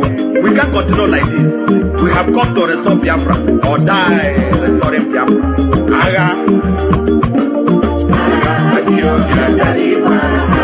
Ethiopia Ganigwaga, Ethiopia Ganigwaga, Ethiopia Ganigwaga, Ethiopia Ganigwaga, Umuchineka Jawigwaga, Ethiopia Ganigwaga, Anige Busofaga,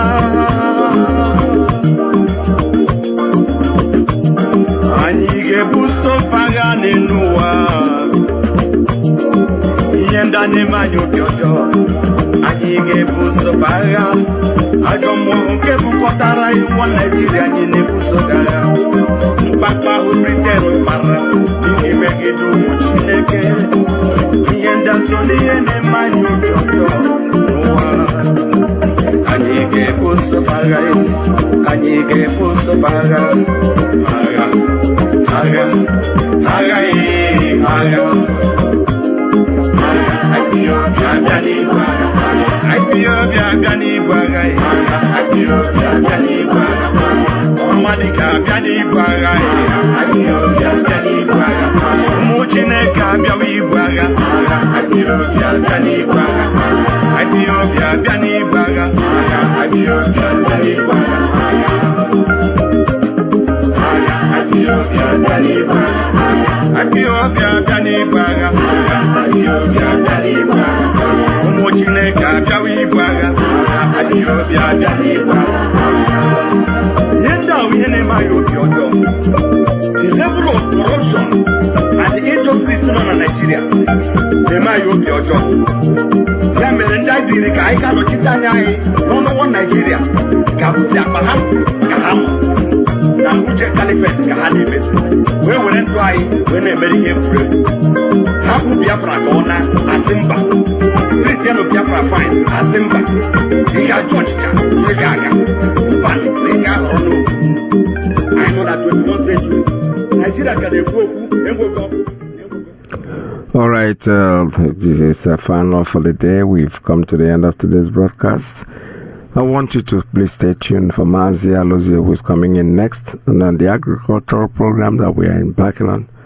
Stay tuned. Make sure that you, for calling on Biafrans who will be able to support this program. Is something that is very, very impactful. There's no family that will not need food to eat.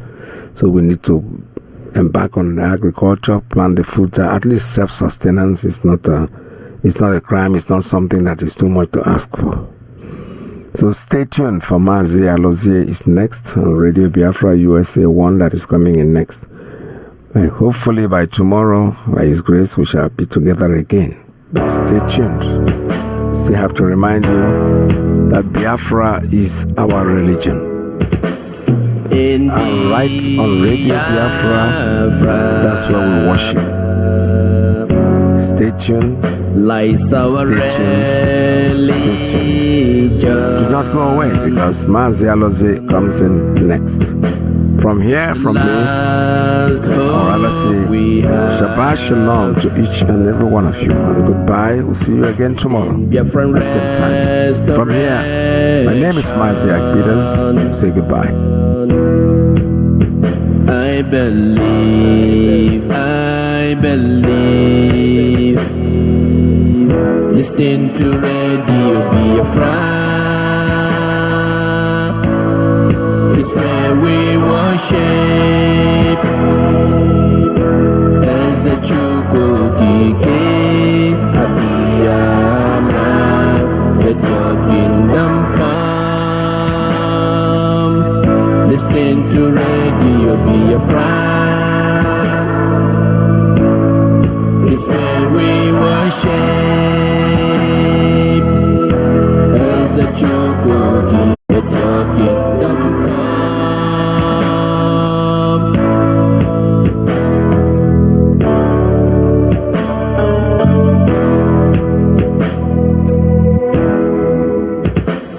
Lord save our nation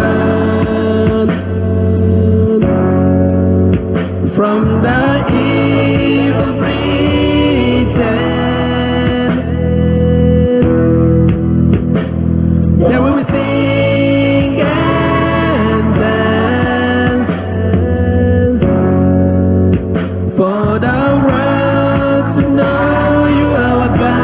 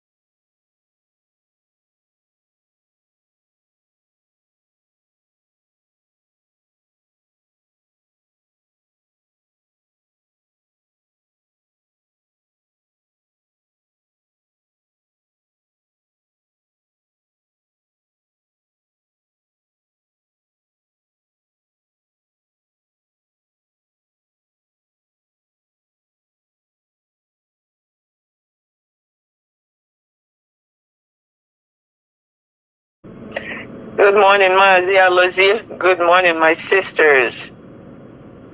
Good morning. Onyendu Mazi Nnamdi Kanu. Good morning, Loluche Kanu. Good morning, great Biafrans from the United States of America.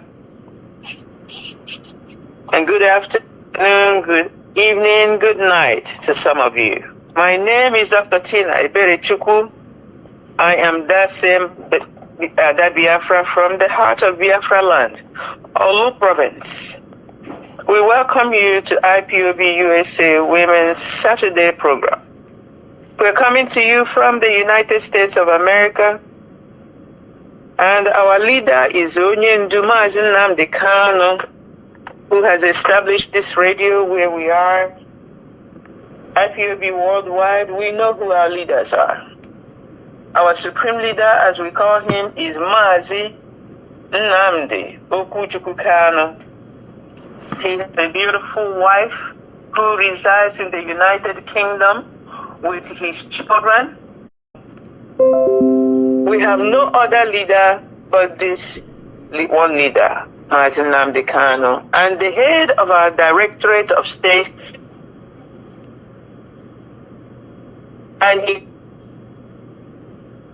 family, with a group of other people that we call the Directorate of State of the indigenous people of Biafra. Anything else outside of this that I have just described is fake, it is camouflage, it is infiltration, it is sabotaging the Biafra nation. So we do not care what other name you have. And by the way, we have one radio. Our radio station is called Radio Biafra. If you hear any other way that they're calling it, it is not Radio Biafra. And if it's not Radio Biafra, it cannot give you the authentic news of Biafra nation.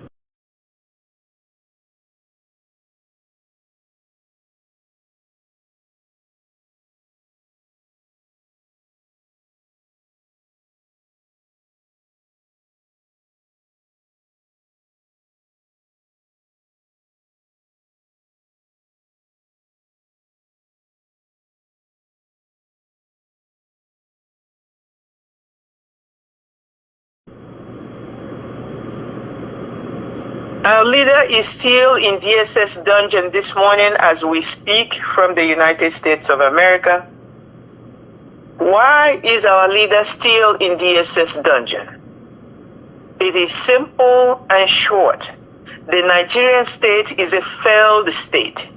They do not know how to judge rightly and dispense their law rightly, and grant a man who has been granted, discharged, and acquitted, and no more trial in Nigerian courts, to set him free to go. How did he end up there? You keep asking, and we must continue to hammer on this one point. Our leader was minding his business, went on his own business to Kenya from UK, from the United Kingdom. While he was minding his business and doing what he went there to do, the Kenyan and the Nigerian kidnappers kidnapped our leader, directed by their governments. They kidnapped our leader, tortured our leader for 8 complete days, wanted to kill our leader, and our leader refused to die by the grace of God.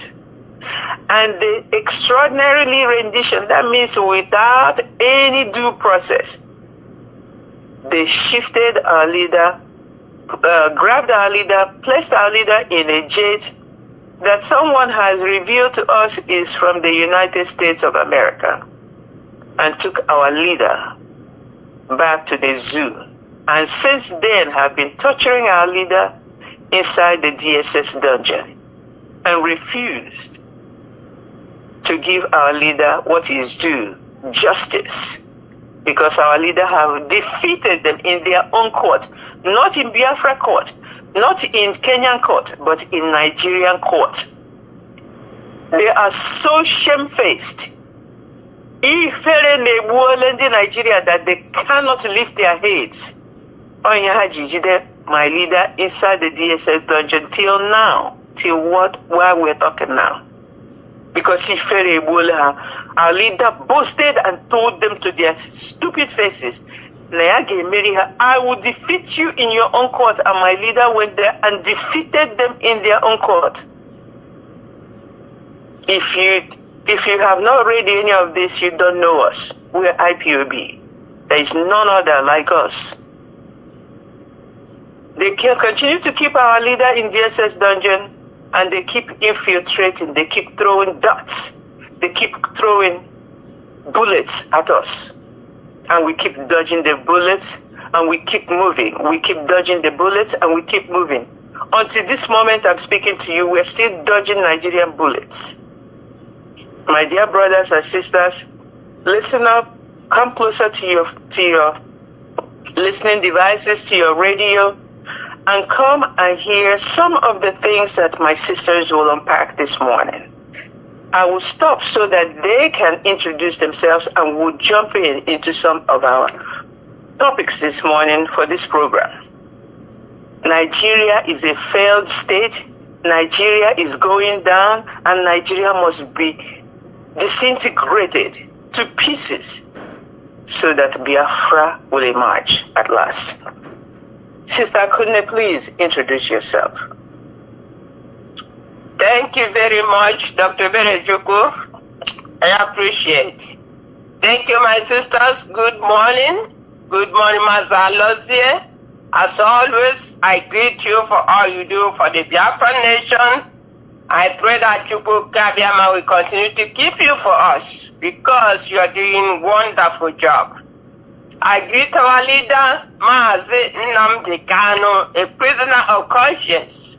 I said no weapon pointed against our leader shall prosper. Yes, our leader is suffering today because of the fighting for freedom, because of self-determination, which is never been a crime in any country.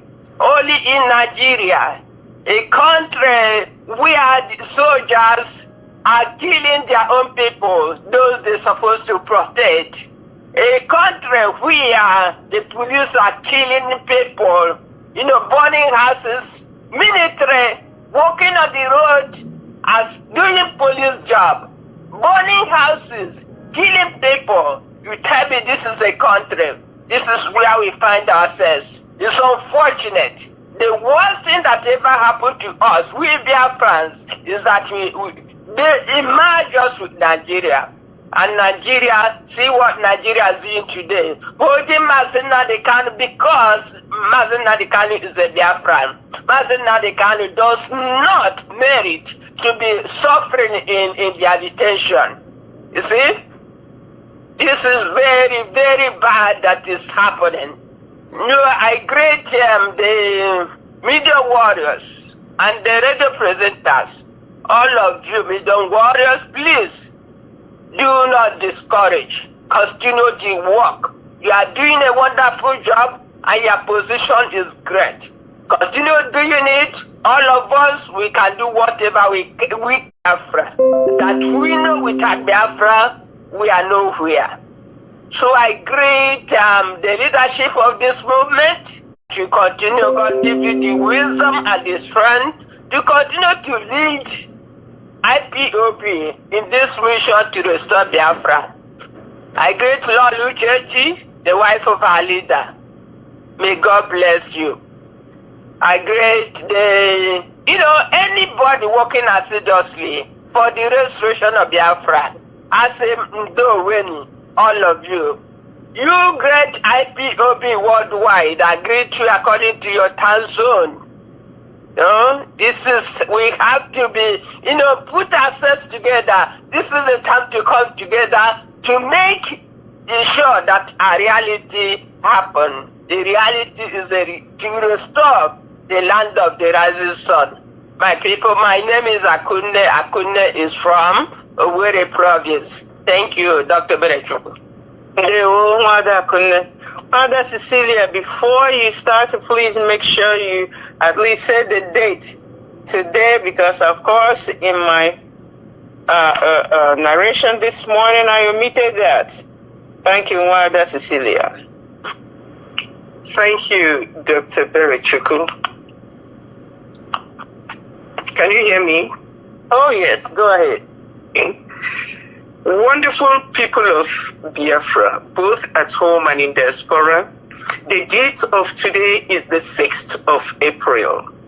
And this is the first Saturday in the month of April. We are so delighted to come to share our thoughts and to encourage one another.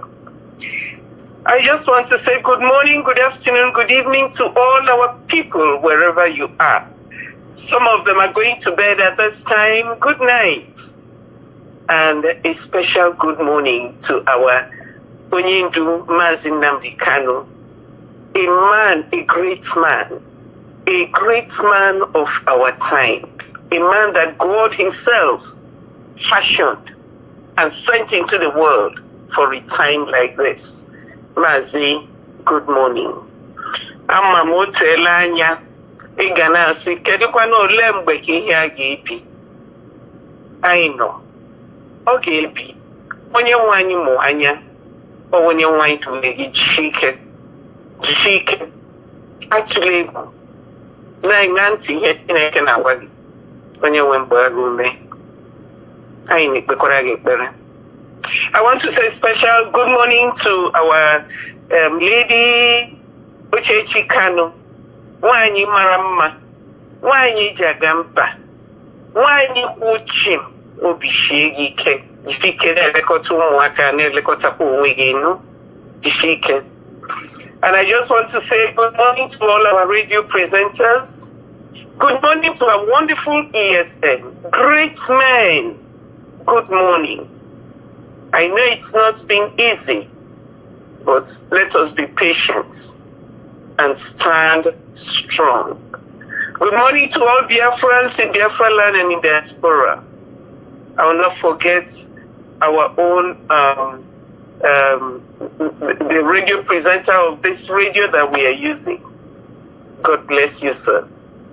And so this morning we've come again to exchange views, to talk to you, to encourage you.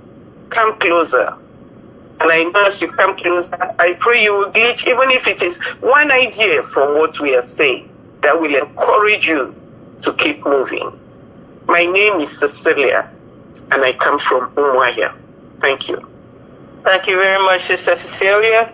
Sister Victoria. Good morning, good afternoon, good evening, fellow Biafrans, lovers of freedom and freedom fighters all over the world. Our wonderful leader, Mazi Nnamdi Kanu, we love you. If we talk about a man that sacrificed himself for the nation, Mazi Nnamdi Kanu, you are the Jesus of our time. We know that it is not easy for me to leave my comfort zone for another person.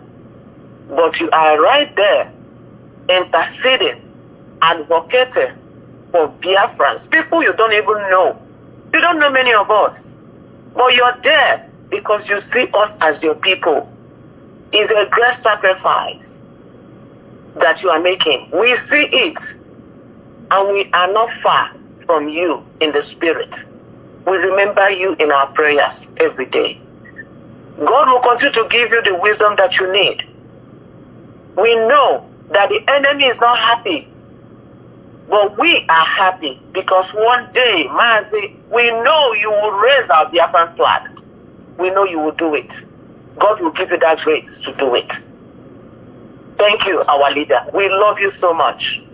We love your family, your children, your wife. We say thank you for this sacrifice. The DOS, I dock my cap for you. You are great people, our DOS, the incorruptible people. You refuse to be corrupted. You continue to keep your eyes on the ball. If there's no DOS, I know today IPOB will be in 110 pieces. Everybody on their own way. But thank you You too, you're sacrificing everything for your people. We appreciate you. Our radio men and radio women, the media people, we can't name all of you. Your job is outstanding. We thank you.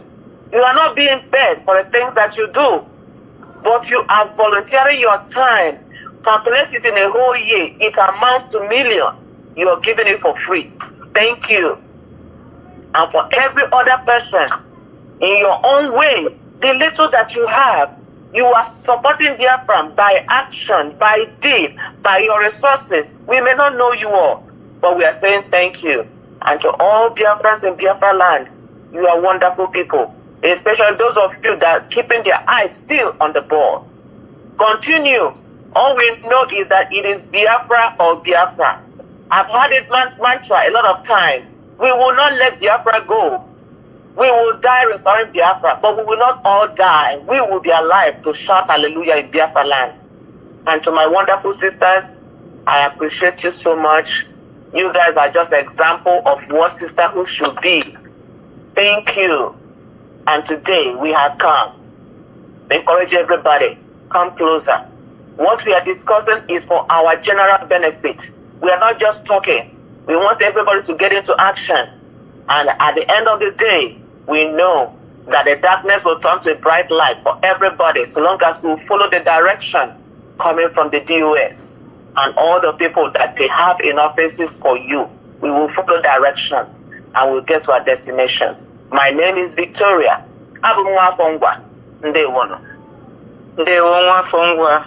Can you please say a few words of prayer, really short, so that we can continue? Okike bi n'eluigwe, anyị ekele gị na mgbe ụtụtụ a. Anyị ekele gị onye na-asọpụrụ ihe ohere ọma i nyere anyị, Chineke anyị. Anyị ekelela gị bụ onye hụziri ihe niile mazụ ihe niile. Onye nwe anyị otukwu ihe anyị rịọrọ ihe ụtụtụ a, ma ọ bụla ehihie ma ọ bụ abalị nye onye ọbụla n'ebe ọ nọ. Si Chineke kpọpụtara anyị onye ndu anyị Mazi Nnamdi Kanu. Ama m na anyị arịọla. Amakwa m na ịnụla ekpere anyị, Chineke anyị kpọpụtara anyị onye ndu. Ahụhụ ọ na-ata akarịala. Mere anyị ebere ka nha niile bụ ndị jigidere Mazi Nnamdi Kanu jigide Biafra, onye nwe anyị tụgharịa asụsụ ha, tụgharịa asụsụ ndị dị otu a, jide nkewa n'etiti ndị dị otu a. Mma agha echere ihu Biafra ma eke were mma agha wee merie onwe ha. Anyị ekele Chineke n'ihi na gị onwe bụ onye kere eluigwe kee n'ụwa, gasị ka ihe soro abalị ka abalị soro ehihie. Onye nwa ndị ka o si dị otu a ka ha ya bụ ndị si na ọ gaghị adị otu a, ọ gaghị edere ndị dị otu a na mma. Anyị ekele na mgbe ụtụtụ a, nye anyị amamihe anyị ji ekwu okwu, meghee ọnụ anyị, nyekwa ndị gaji ike eke ntị ewere oketa, mmerekwa anyị aka anyị ike, anyị tinye n'ọrụ. Anyị agaghị iji na-etinye n'aka Chineke anyị aka oge ihe n'ụra, anyị na-etinye n'aka Chineke otu aka ahụkwa anyị etinye onwe anyị n'ọrụ. Chineke agazie aka ọrụ anyị. Chineke ebe ya dịrị ụmụ Biafra mma, imela okike bi n'eluigwe karịa ka anyị si rịọ. N'aha Chukwu oke abịa ama, anyị ekpe. Ise, ise, ise. My dearest sisters, we are at the point when we tell why we come here every Saturday. We come here every Saturday to remind great Biafrans and freedom lovers all over the world that we demand for the unconditional and immediate release of the leader of the indigenous people of Biafra, Mazi Nnamdi Kanu.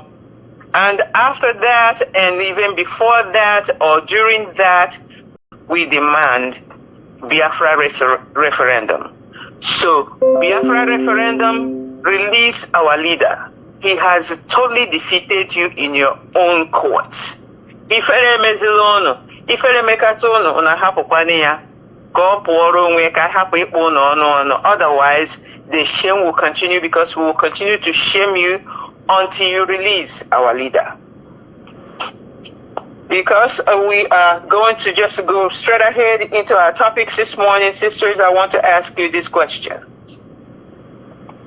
They are talking again about conducting surgery on our leader in DSS facilities. Whenever, the last time we heard this, maybe 6 months ago now, maybe 8 months ago now, everybody cried out and said, no surgery for Mazi Nnamdi Kanu. No surgery in that dirty DSS facility where he is right now. No surgery in the dungeon. No quack doctors around our leader. We cried and bemoaned that, and they stopped. And they found appropriate doctors for our leader. Those lawyers who were handling our leader's case are not the same ones now who are looking for doctor and handling the case of our leader. And they're talking again as if those people are deaf and they weren't here when this was happening.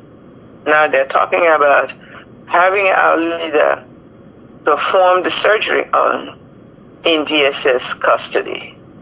That is one. The next thing that we also heard from the same lead counsel and the other counsels is that they will appeal the judgment that Binta Nyako gave them at the Abuja High Court last week. They will appeal it as if they don't recognize and remember that we have already been through appeals of different things, and that the appeal court of Nigeria is the one who discharged and acquitted Mazi Nnamdi Kanu and told them, do not try this man on these issues in any Nigerian court again. Please expound, Sister Kunne. All right, Dr. Berejugu, thank you very much. You know, as you said, they have before mentioned this surgery, performing surgery to a leader in DSS facility. But I don't know what is wrong with these people that, especially the recent, those who call themselves the lawyers right now. I don't know what is wrong with them, because the leadership have before said that no, there shouldn't be no surgery in the DSS facility. And that was over. It's the same way they say no bail for our leader, and we stand in the appeal court. What the appeal court said, the appeal court discharged and acquitted Mazi Nnamdi Kanu, and that's where everybody in this organization stand for. So, bringing this recent lawyers now, didn't they understand what is playing out? What is happening? Are they coming now to play with the life of our leader? You see, our leader got set free in 2022, I believe. Kidnapped in 2021. After 1 year, our leader, the big court, discharged our leader, Mazi Nnamdi Kanu. The court orders to release him was not obeyed. They was not obeyed this particular order to release him. They refused to release this innocent man. The judges in Nigerian court, the lawyers, both Dick and Harry, they know that Mazi Nnamdi Kanu is ill. They know that Mazi Nnamdi Kanu needs the medical attention. And still, the lawyers now, what are they talking about? Instead of them to make sure that Mazi Nnamdi Kanu is out to go and take care of himself. By the way, how do you think that your enemy will take care of you? By accepting surgery in the DSS dungeon. Then you have given them the opportunity to do the unthinkable. What you don't want to happen, you give them the chance to do whatever. Later they will tell you, your leader died. Why obtaining surgery? Which we doesn't want to hear.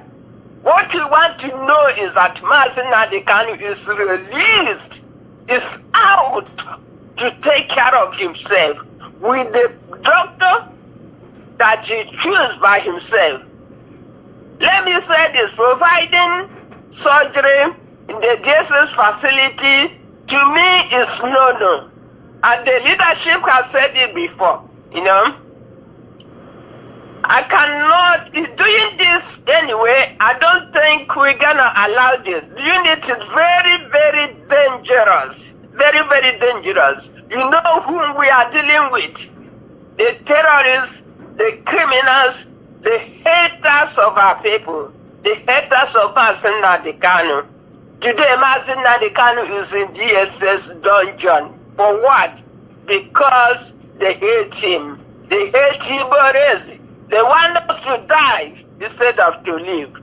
That's why our leader is there today. You know? So, my dear sisters, I have some people, some individual saying that if Nnamdi Kanu is sick, that Nnamdi Kanu have to renounce the struggle so that he can be allowed to go. Can you understand right now that this is the reason they are holding Nnamdi Kanu? Because of the struggle. He wants freedom for his people. It's not because he committed any crime. Because he wants freedom for his people. That's why they are holding him. Self-determination, seeking for a referendum, is the right of any human being. Is seeking for a referendum or calling for a referendum is not a call for war. It is not. So, our leader needs to be released, and you cannot obligate someone to renounce his right as an individual. You will not force anybody to do what he doesn't want to do. Nnamdi Kanu said, it is Biafra or nothing. Instead of them or Nigerian government to call him on the table and talk about this. Either you give the referendum or you say no, instead of suffering this innocent man in solitary confinement. How long will this happen? How long, my people? Instead of suffering him, they lock up a man who has equal right as a human being. Release Nnamdi Kanu to take care of himself. That's what we are talking about. You know, release him. No surgery in Jesus' dungeon. Our leader can take care of himself. Leave him to go to his wife and with the children, because the injustice Nigeria is doing upon the Igbo race is huge, is too much, and is growing every day. Release Nnamdi Kanu, who commit no crime to you, no crime to humanity, no crime that is known in this planet Earth, only that seeking for freedom. Let my people go. Is it a crime or a call for war? This is what is happening in Nigeria today, and we cannot stand it anymore. Enough is enough. Dr. Berechukwu, thank you very much. Go ahead with my sisters. Bye. Thank you very much, Sister Akunne. Sister Cecilia, what do you say? Thank you so very much, Dr. Berechukwu. Like my sister has said, when you look critically at this issue, you find out that the Nigerian courts is trying to do two things: to break the will of our Igbo leader. And they are trying to delay, they are dilly-dallying with his release so that they can use his health. They want to see his health deteriorate so that he comes to a point where he cannot think or do what he's supposed to do. This is what I see them doing. Because otherwise, why would somebody like Gumi be walking around? Malami has gone to his village with everything they did. Why is it that the appeals courts, being Tanyako's courts, had discharged and acquitted this case? And they still hold on to it as if this is the only major case they have in that country. Yet, people who are doing all sorts of things are walking around freely. Nobody is talking to them. The northern elders are there making all sorts of statements. And yet, no arrest has been made. The kidnappers are there kidnapping at their will. And instead, they are being reinforced with a lot of money for doing the evil that they are doing. People are there killing every day. You will never hear them say, this man has been arrested or this one has been arrested. But when it comes to IPOB, it's like that is all they care about. You know, it's really sad. The Court of Appeal, all of us know, had acquitted and discharged Mazi Nnamdi Kanu. And this was on the 13th of October, 2022. By this October, it will be 2 years when this acquittal statement came out. Yet, it is still in Nigerian dungeon. On the 15th of October 2023, the Supreme Court came out and nullified every grounds, every point, everything Nigeria raised against Mazi Nnamdi Kanu. And instead of them having the strength, the willpower to come to a logical conclusion of what they deliberated on, only 2 members of the Supreme Court signed that paper.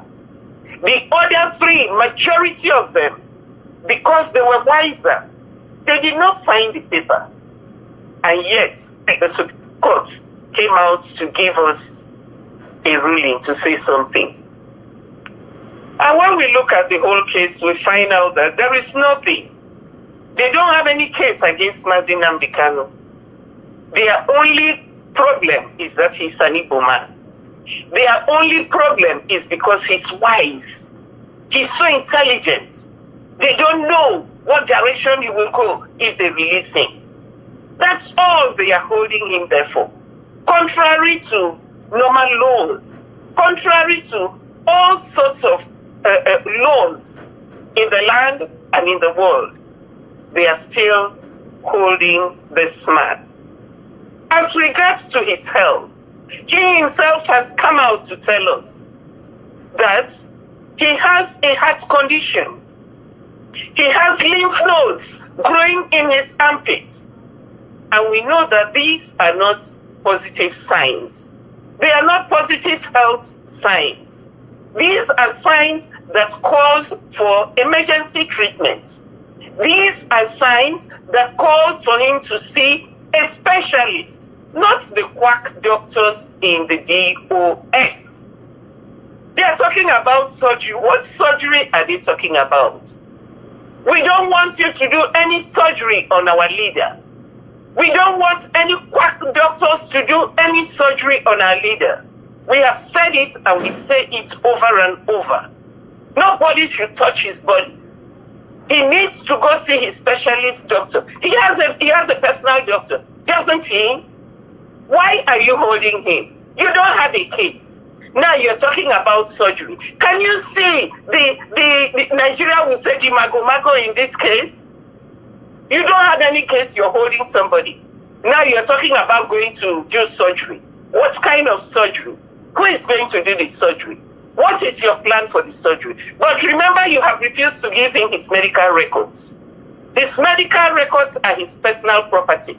You've refused to give it to him. What are you going to cut up? Just to go do surgery, cut up an innocent man. That's what you're looking at and planning? And then you will come out and tell us, oh, you know how Nigeria, we were doing surgery and we don't want to hear any of your stories. What we demand is that Nnamdi Kanu be released. That is his right. And that's what we are asking for. Nigeria, remember, you don't have a case. We don't want you to do any surgery, and we want our leader to be released. That's what we want. Your own court has acquitted him. Your own court, the Supreme Court, has said Nigeria has no case. I don't know what you're still doing. Release Mazi Nnamdi Kanu. He ought not to be in your dungeon. Release him. He ought to be a free man so he can go and take care of himself. Mazi Nnamdi Kanu is a leader of a large and an informidable group of people known as IPOB. Mazi Nnamdi Kanu is a trailblazer. Mazi Nnamdi Kanu is a visionary. Mazi Nnamdi Kanu is a leader, a born leader, a God-sent leader. He needs to come out of that dungeon. Nigeria, you have no case. Nigeria, we don't want you to do any surgery on our leader. What we demand is an unconditional and immediate release. Thank you. Thank you very much, Sister Cecilia. Sister Victoria, let me read something before you start, because this is really insanity. On the present, this is from our lawyer Jimako's Facebook handle. On the present circumstances, our hope of getting a fair trial is zero. There is no way that Kanu can get a fair trial under the current conditions of his detention. It is impossible. That was on his handle on the 4th, 2 days ago. Ejimako insisted. Go ahead, please make your comments. Thank you, my sister, for that addition there. Yeah, I read it as well. My people, there is no need to beat about the bush. Nigeria government as a whole, and all the people individually who want our leader dead, are planning on any easy way to do it. Not repeating what my sisters has already said. The Nigeria government does not have enough power to release somebody who they have no charges against. Nobody has charged him as at now of anything at all. The Supreme Court has stated that even the ones that they did in the past, the Python dance, the jumping bell, all those things that they are all trashed out. Nigerian government is supposed to be paying Mazi Nnamdi Kanu for damages they have done. This, number one, sister, let me say something right in between your sentences. Yes, you are correct. But the second part, according to what Mazi Nnamdi Kanu spoke with his mouth from that interview in the courthouse, he said that they have all the jump bell and no jump bell, what else did they charge him with originally in 2015? Those have all gone away. Now what they are charging him with from his mouth to my ears, I heard him say terrorism. Terrorism. Pay attention to that. Now, where are they getting evidence for that? This is the evidence that the infiltrator in Finland is giving to them in Biafra land with wodo on Mondays and other days, and kidnappings and killings. But they refuse to understand that IPOB worldwide has nothing to do with the agents that they set up in Finland. Continue, my sister. Thank you. What we are saying here is that Nigerian government has no hold on our leader anyway. Yes. And now that they are not respecting their own government decision, what they are accepting to do is to go cut our leader open without any surgical assessment. My grandmother used to say, anybody that does not have eyes to see, come and see this one. If you are in that dungeon called Nigeria and you don't understand what we are saying and you belong to one Nigeria, come and see this evil. His medical documents are not in his hand. He is not allowed to have it. His eyeglasses is not allowed to have. He is not just allowed to have anything. The food that he's eating is that they're giving him, they are poisoning it every day. He refused to die. They beat him up in Kenya. He refused to die. Now the final one is to take him to a surgical room and kill him there. My brothers and sisters, what they are going to tell you is, well, you know Nigeria does not have the equipment. Why did they accept to go and do the surgery? That is what we are going to hear. Which Nigerian government official equipped the hospitals, making it conducive for a regular person in that country? None. No hospital in Nigeria.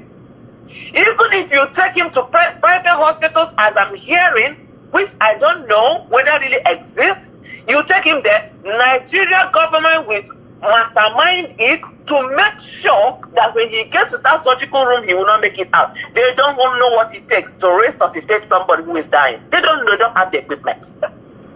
Anybody, anywhere, accepting to take our leader to the surgical room, you are our enemy. You are our enemy. Our leader has been discharged. Our leader has been acquitted of all wrong. Who is owing our leader?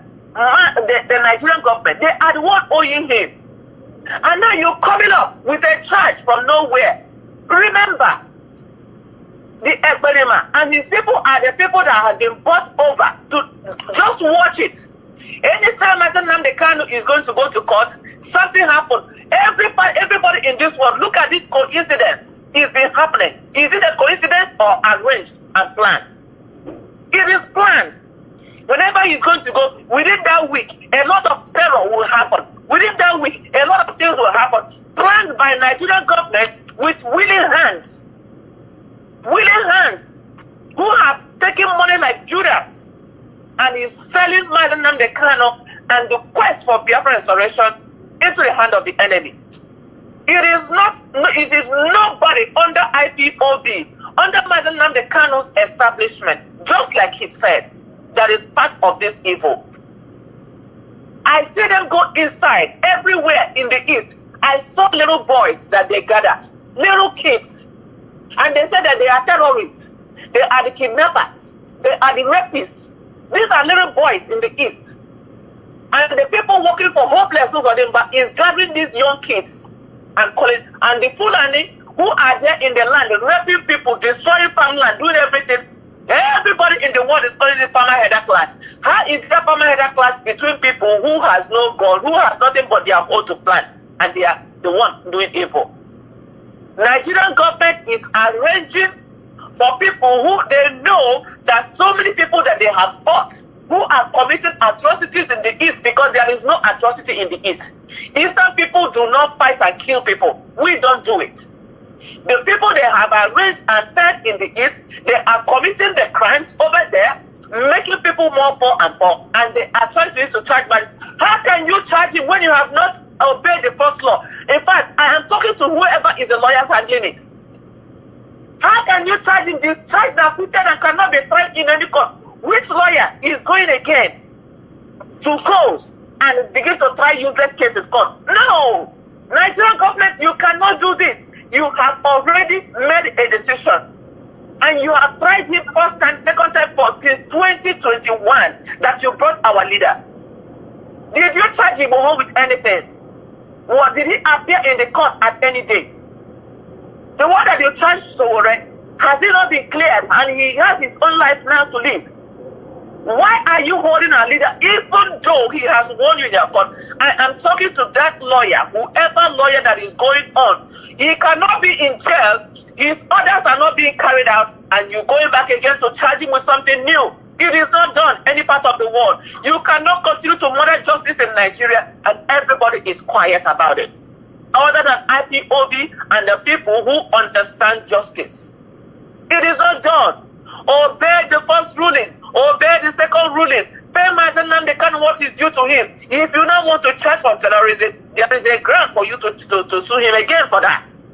He cannot be under you are the judge, you are the jury. You are the one that is suffering him. You are the one that is killing him. You are the one charging him to court. And some people are warming up to go to the court, to go and stand for what trial, when they have already arranged for people who are going to come and testify against our leader. This is wickedness. Anybody who is a lawyer, anybody who is doing this, you are doing wickedness. And I want everybody who is listening to hear this. It is not done. You have to obey the first court ruling before you go into the second court ruling. And who is charging him? You are charging and setting up lawyers together with some disgruntled personnel that call themselves family members. And you are holding our leader up. And he is sick. Release him to take care of his health. You cannot be trying a dead man. You cannot be trying a sick man. He is sick, and he has to take care of his sickness to be in the right mind to stand a trial. You've been trying him. Right now, it's time to release him, take care of his health, and then he can stand. That is what we are saying. Wherever you are a lawyer, whether you have been fed up, one, to take him to a surgical room to go and kill him there, or to take him to a court where they say, you cannot try the case anywhere in Nigeria. All of you are offenders. Both whichever court that is setting up lawyers to do this and those who are parading themselves to go and try this case, all of you are offenders, and all of you should be charged and taken to court, because this case cannot be tried anywhere. Mazi Nnamdi Kanu has the right to his medication, to his medical documents. Mazi Nnamdi Kanu has the right to his freedom. Anybody doing contrary is wicked and working for the devil and the British government and the Nigerian Fulani government, Yoruba government. Release our leader. You guys are the one holding him, and that is where we stand. Thank you, my sister. Thank you very, very much. You heard it here. That's why Michael Zekome came last year and told us that it's called the standing trial, because you have to have energy and life within you to stand trial. It doesn't say lay down trial. It doesn't say kneel trial. It doesn't say slump trial. He says stand trial. It's only a man or a woman who can stand that can stand trial. So they have obligation. The Nigerian court system, the Nigerian government, the Nigerian DSS has an obligation to make sure that our leader is well before he can stand any other trial in the zoo. And this is a warning, and a warning from Umuada Biafra. Ejimako, Kanu Ntakanu, Kanu Ntezebiro, Emmanuel Kanu, Nnennayanya, into the hands of the enemies that you have played yourself. Find a way to wiggle yourself back out, because you know Richo. This is what Nigerians will tell you. You know Richo. Because IPOB cannot hold you. And when you have Mazi Nnamdi Kanu, hold. How can the Nigerian government hold her accountable for our leaders, whatever happens to our leader? Biko kwenu. Igbo na-aza Kanu Ntakanu, Igbo na-aza Ejimako, Alozie Ejimako, Igbo na-aza Nnennayanya, Igbo na-aza Emmanuel Kanu. Wepụkwa na aka unu n'ofe a ka ọ hapụ iwe aka mmadụ, because tomorrow now they'll say, well, the lawyers and the siblings told us that we can do the surgery. Una no richo. Wepụkwa na aka unu na, because Nigeria actually gburu isi ha. Unu anaghị aghọta, ndị na-anaghị afụ ụzọ. People who agwara abịara na this radio station gwa ụmụ Biafra unu apụkwala na appeal court's ruling. Stand firm, undischarged and acquitted, and no more trials.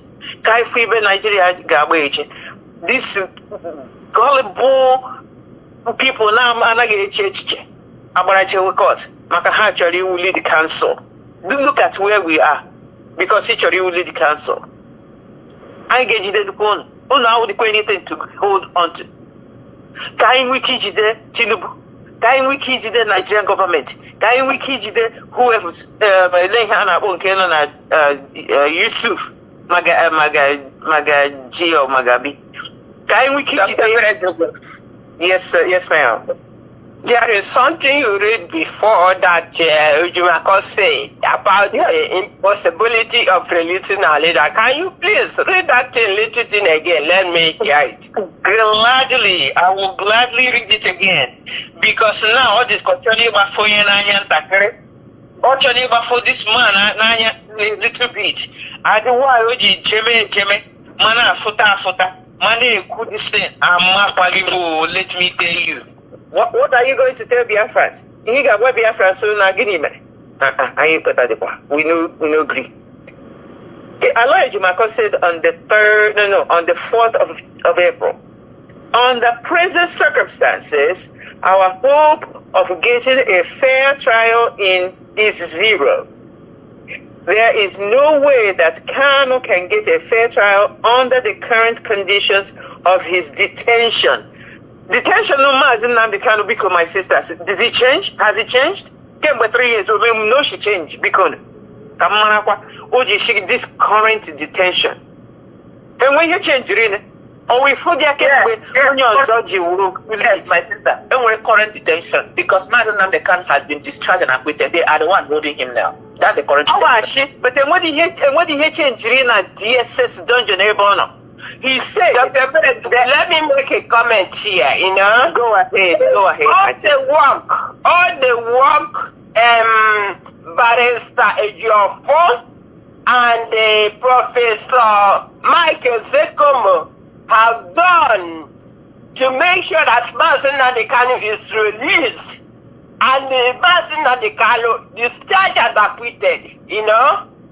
But now, this Alozie is telling us, what is it saying again?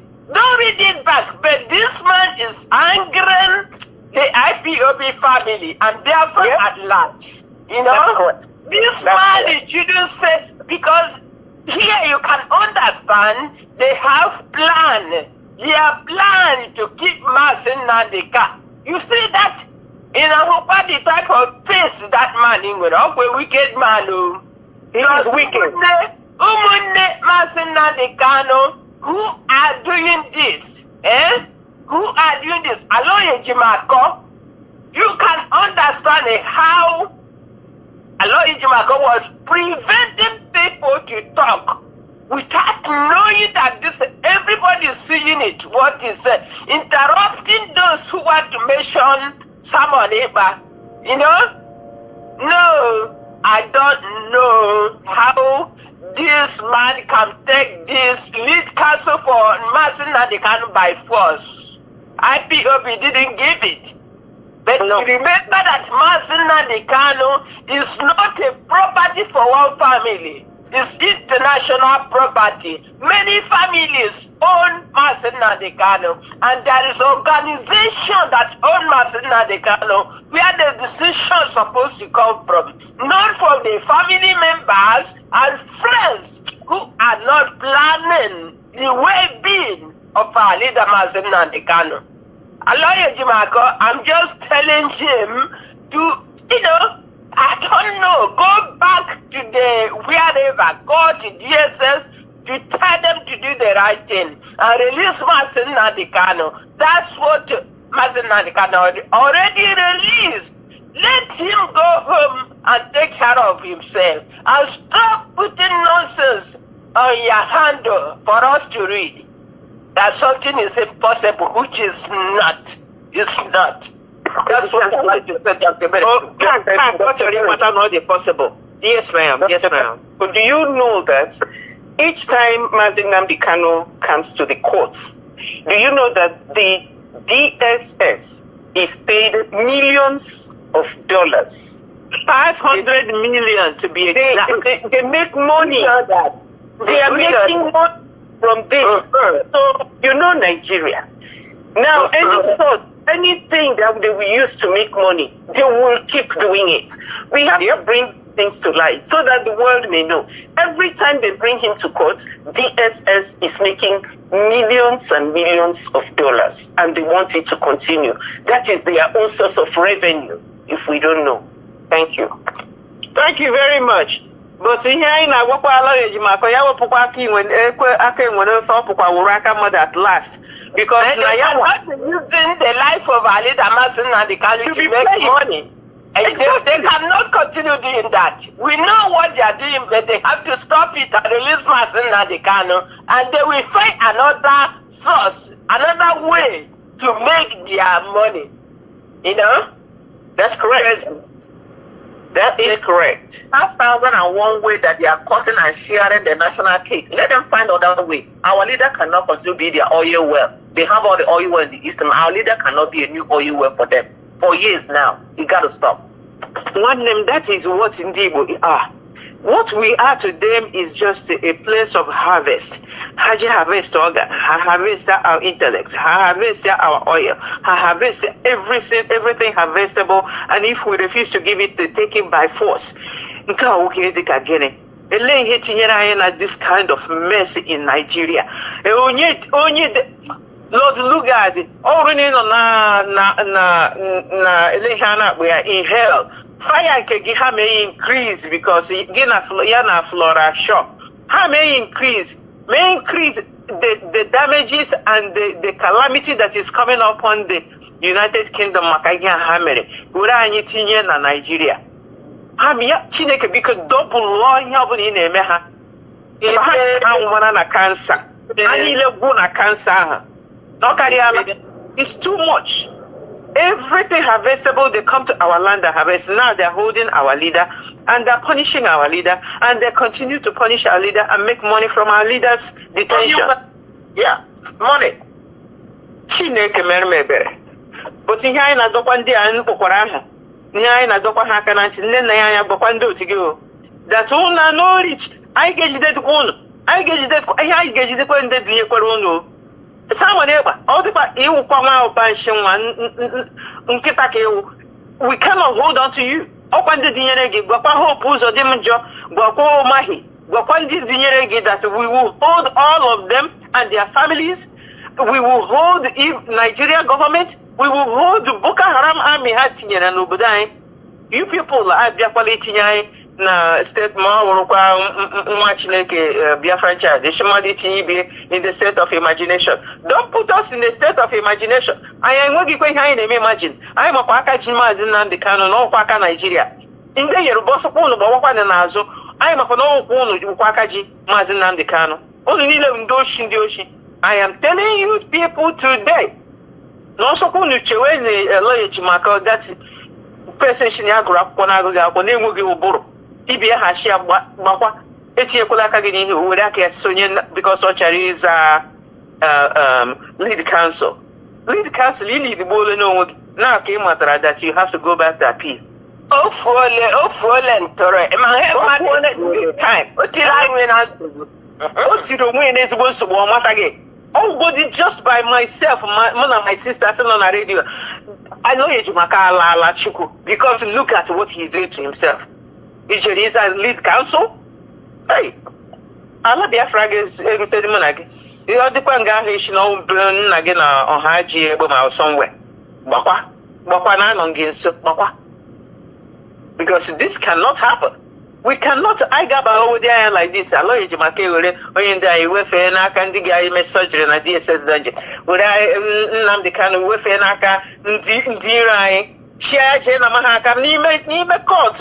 Let me just move on. But my leader must come out alive from that dungeon, and you better not make a mistake. Number two, what do we understand from Barrister Geopolitical's pertinent clarification regarding our involvement in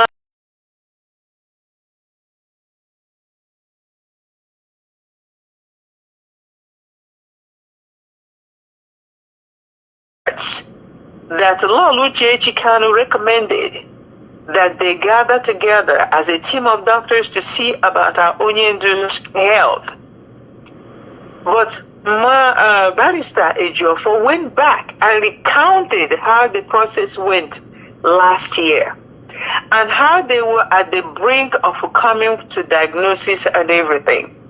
But the DSS and their handlers stopped the treatment because now we have a stupid new lead counsel. And the new lead counsel now is operating with people who are not next of kin. Who is Iyke Kanu? Next of kin to Nnamdi Kanu. Instead, he's operating with siblings from hell to get a quack doctor to see about our Onyendu's health. But the submission, I'm just going to cut to the chase because let me tell you, it's so long. Number 21 point made in the submission says, interestingly, it has come to my attention that after 3 months, a doctor was finally brought to see Mazi Nnamdi Kanu a couple of days ago, talking about the doctor that this team from hell, the new lead counsel from hell, brought to the DSS dungeon. In other words, he took these blackmailers. That's what Mazi Ejiofor called this team.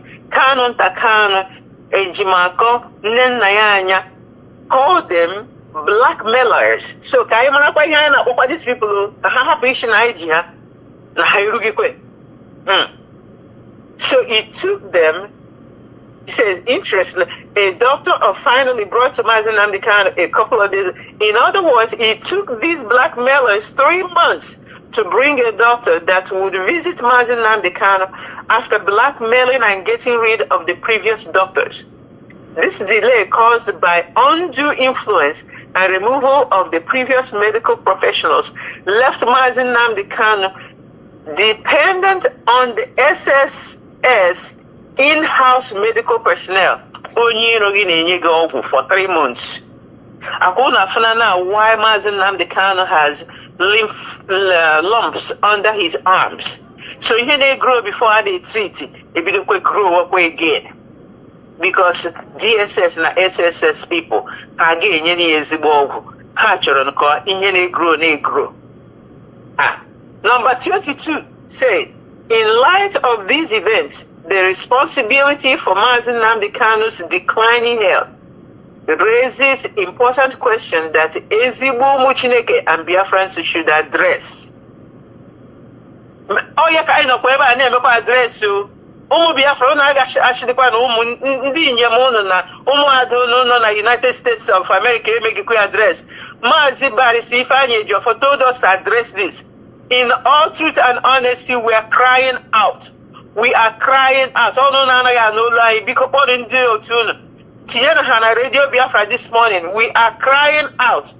Nahaha Mazi Nnamdi Kanu without medical treatment. Saka old doctors Iyke Kanu Potara. Now for Mazi Nnamdi Kanu, he haha the DSS for 3 months. Lumps develop under our leader's arms, in his armpits. These are called lymph nodes, and these lymph nodes can cause a big problem to our leader. They cause cancer. So finally, Barrister Ejiofor said, I reiterate my earlier advice to Mazi Nnamdi Kanu's legal team now and their handlers to remain focused on their task. Attempting to blackmail him or Professor Michael Zekome's son will not aid their cause or divert attention from their critical issue at hand. The critical issue at hand, though, Onya of Isi Afro Pabo Mazi Nnamdi Kanu, Nandia the Ayam Padindi Bonin and Padindu Biafra Nile worldwide. Ulejewela Achoke Bula Ulun Aboko. Mazi Nnamdi Kanu kaini kuku michega pickot micheri blackmail more anybody else more chike doziem. Get back to work and get Mazi Nnamdi Kanu out. Na here na call yawo and I am going You better go do what you blackmailed these honorable barristers. This is my sister. This is just going round and round. Why are we going round? Why are we going back again? Because the appeal court has finished. Why we're going round? We're going round because they never have they don't think. This canon and Nayanya Najimako, and with the Upuro, even Biafra from miles away, Hachogi fair from inches from Mazi Nnamdi Kanu. Go ahead, my sister, you're fine. Yes, you just answer what I'm saying. So all Biafrans will know. This is a land we have already traded. Going back to DSS, are we starting a new case? Everything has been trashed. So they should think before they make any move. All we are asking is, take Mazi Nnamdi back to where his lawyers, the son and the Geopolitical, where they left him. Nigerian government can pick it up from there.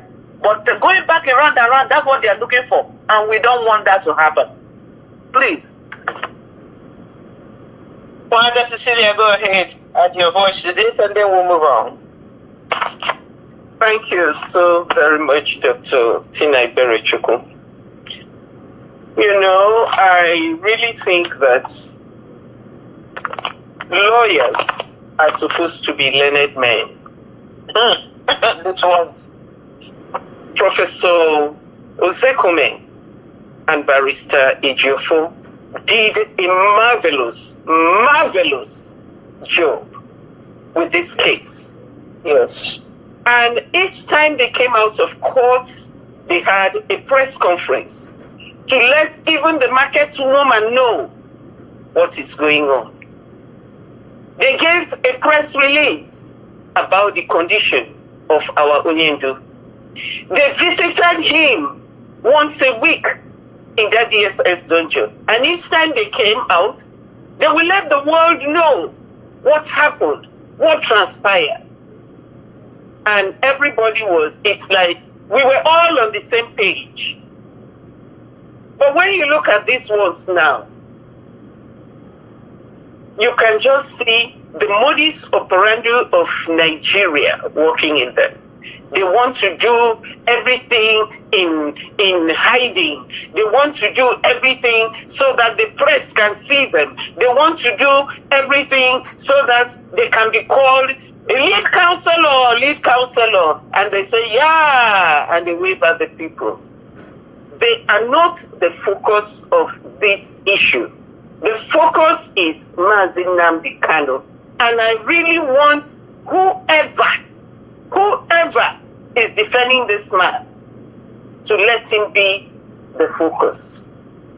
I don't know why, like we always said it. In 2022, our leader was discharged and acquitted. Then the Supreme Court last year, in December, said they looked at all the issues brought up and they decided that all those cases, all the proceedings and whatever Nigeria did was wrong. Everything they did was illegal. And then you start wondering, on what grounds are these the brothers of Mazi Nnamdi Kanu, this Ejimako, on what grounds did they go back to court? Ejimako is supposed to be a learned man.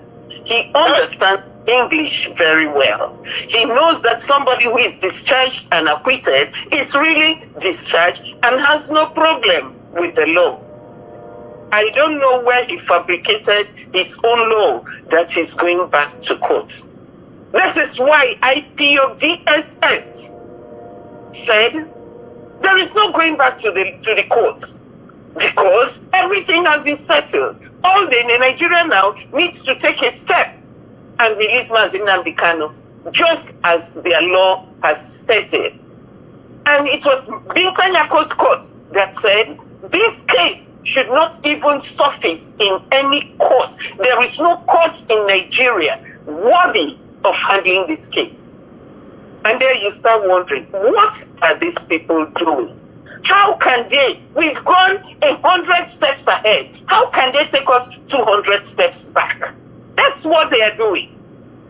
they are going to do Babiala in the court. I beg now. What type of rubbish is it? We have come to a point where we need to take a stand. We have come to a point where we need to say, you have come this far and it ends here. So I don't even see why Ejimako, maybe because he thought he has got some successes in the court in Umuahia. Maybe that's what gave him the impetus. And he thinks he can go back and drag our Unyendu back. Ejimako and whoever is sponsoring you, I want you to understand that the man you are dealing with is not an ordinary man. The man you are dealing with has been discharged and acquitted. The man you are dealing with is not a Babiala, cannot be going and begging people when the law has said what it said. So, I am saying, we, the people of IPOB, we are very concerned about our leader's health.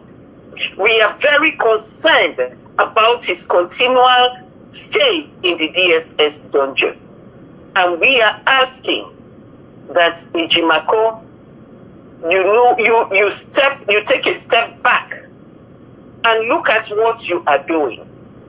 And I don't want to hear that you went to that court and you pleaded for Mazi Nnamdi Kanu to be in prison, because that's where you're heading. That's where you are, all these shenanigans, that's where you are heading. Eventually to say, okay, you know, so give him 5, not even 1 day in jail. He is not supposed to be in jail. He is a free man. He's supposed to be a free man. So, we are very, very concerned about this case.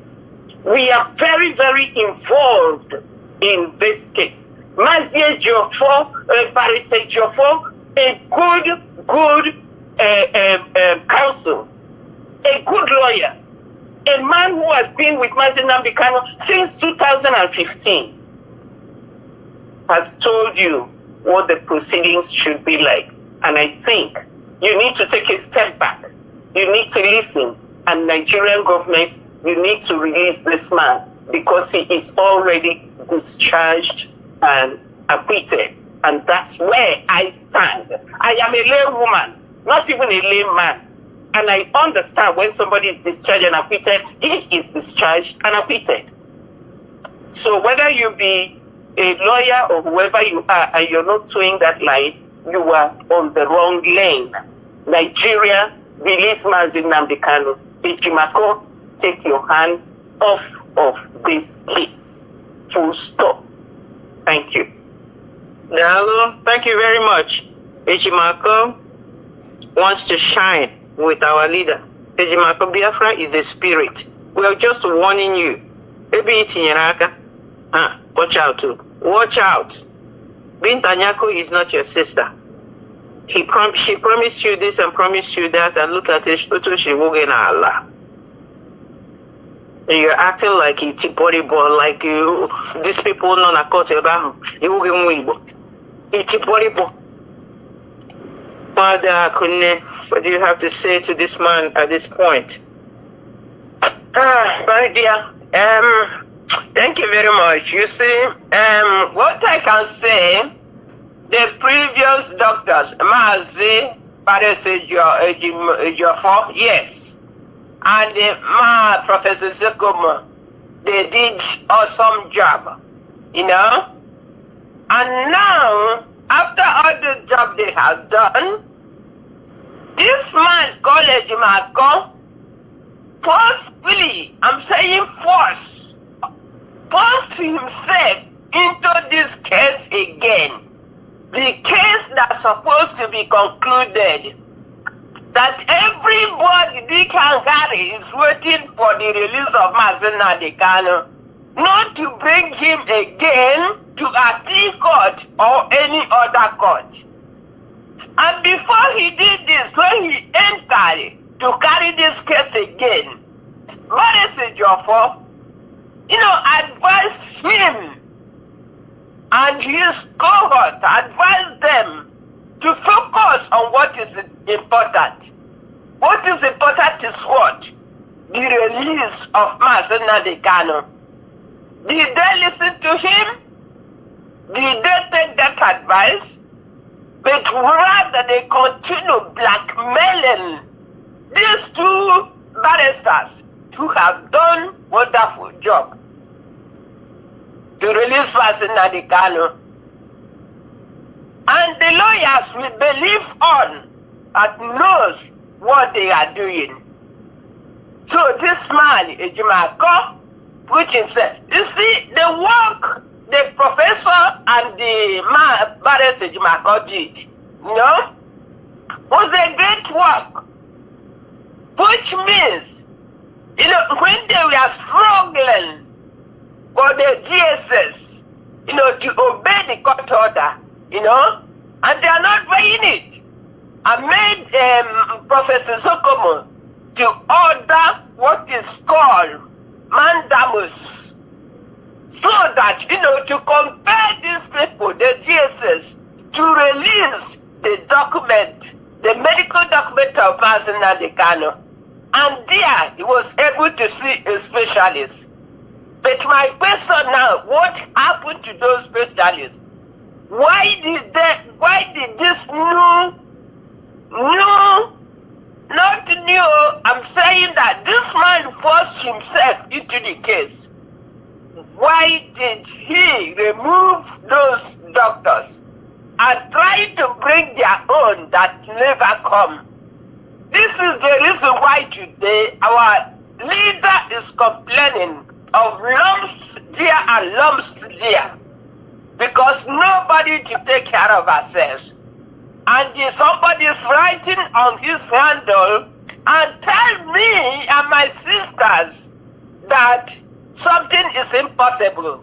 It's impossible to release our leader in the condition that he is. Mazi Nnamdi Kanu already released. No, Mazi Nnamdi Kanu already discharged. Only to say, okay, today, pack your things and go. You are a free man. But they never do it because he's an Igbo man. To be an Igbo, is it a sin? Is it a crime? It is a crime in Nigeria. Look at it. To fight for a freedom, is it a sin or is it a crime? What did Mazi Nnamdi Kanu do to merit what he is going through? And also, those who call themselves Igbo, somebody like Ejimako and the siblings of Mazi Nnamdi Kanu, who is supposed to understand well, who's supposed to understand what we are going through, are bringing confusion, blackmailing those, you know. That's why our leader is suffering today. Have nobody, and that's why they are planning to do surgery. They are trying to do surgery in their facility. And I said, no, DSS has medical personnel. They cannot touch our leader. They are quack worse.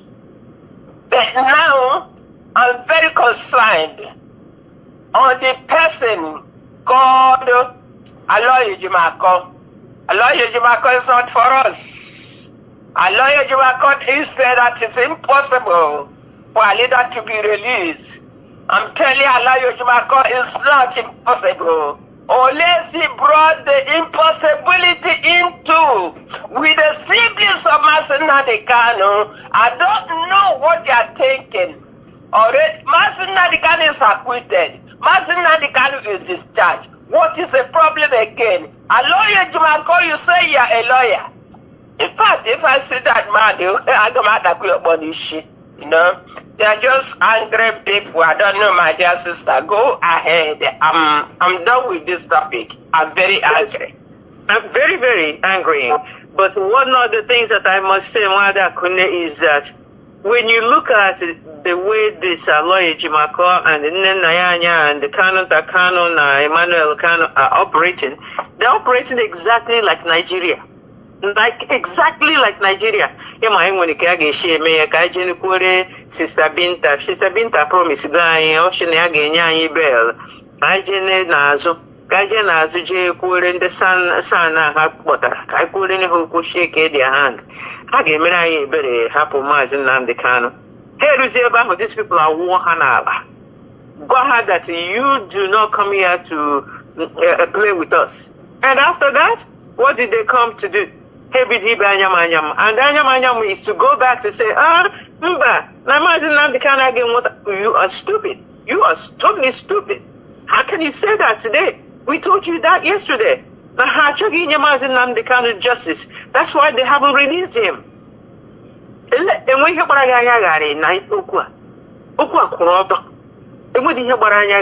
if we know Markan on a Biafra land, they can explain it to you. Give one washing again with learned man.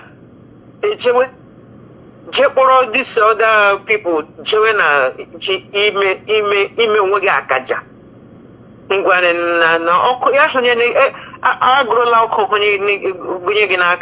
Okay, this one because Sonya get the wrong. Kanu was wrong. Nenayanya was wrong.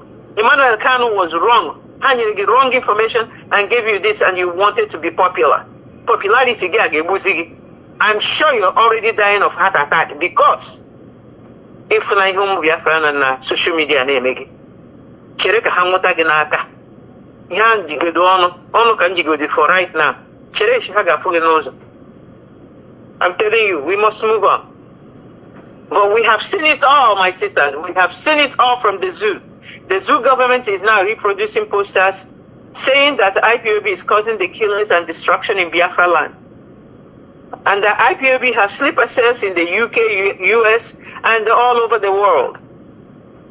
How far from truth is this their nonsense that they're doing? This is pure rubbish. How far from truth is this? Mother Cecilia, go ahead. Thank you so very much. You know, when you look at the rhetoric from the Nigerian government, all they are trying to do is to call a dog a bad name so as to kill it.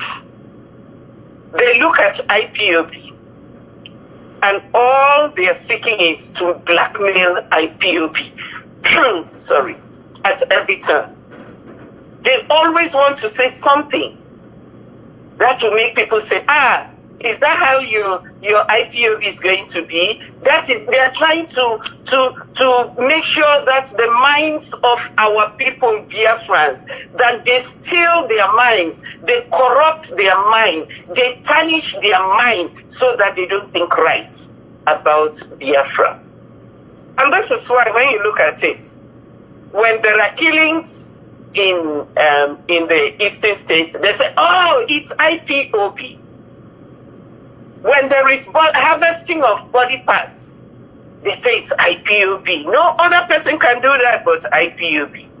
When there is prison break, they even go and put a flag, a Biafran flag beside it. And they say, you see the flag? It means it's IPOB. When there is bank robbery, they say, what did we say? But Biafrans, let me tell you, you must understand that these people we are dealing with, they have a very type of erroneous idea about IPOB.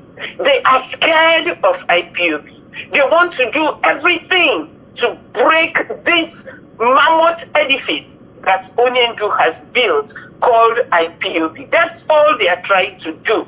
And when they get your mind, excuse me, when they get your mind, when they confuse you, when they make you start saying bad things about IPOB, then they have gotten you.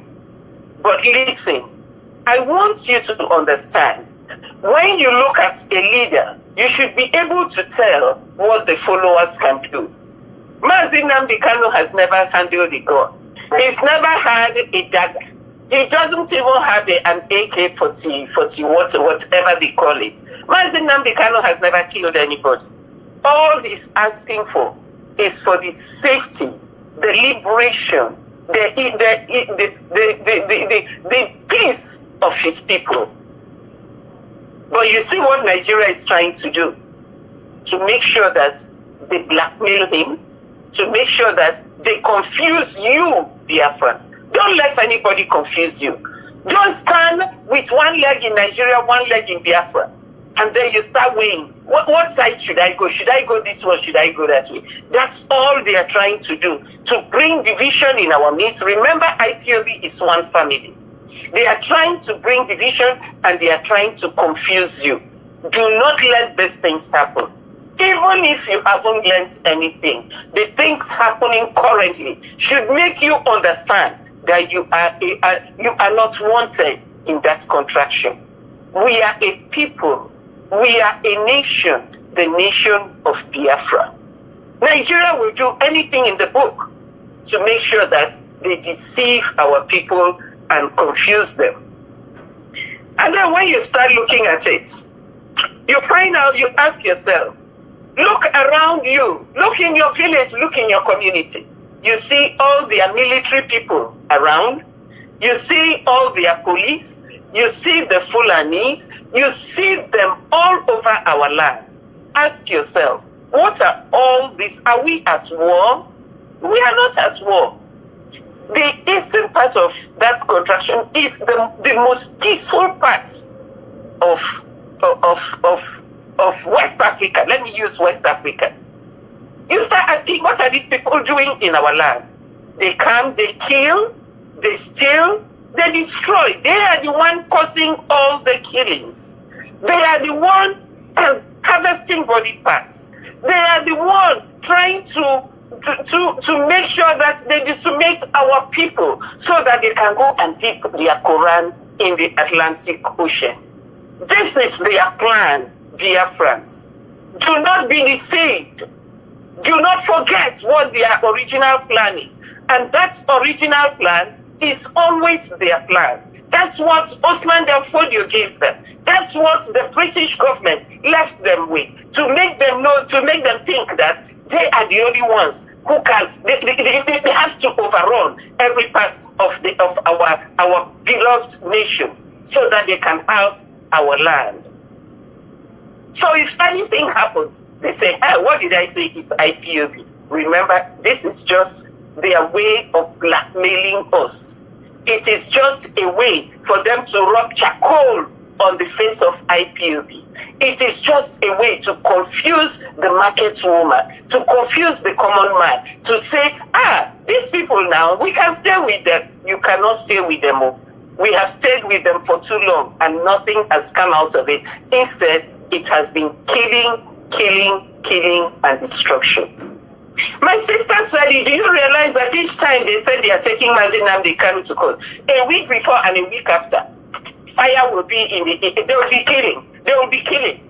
That is to create that atmosphere, that hostile atmosphere, to say, if we release this man, this is what is going to continue to happen. But Mazi Nnamdi Kanu said it in the court, that there is nobody who can stand when he speaks.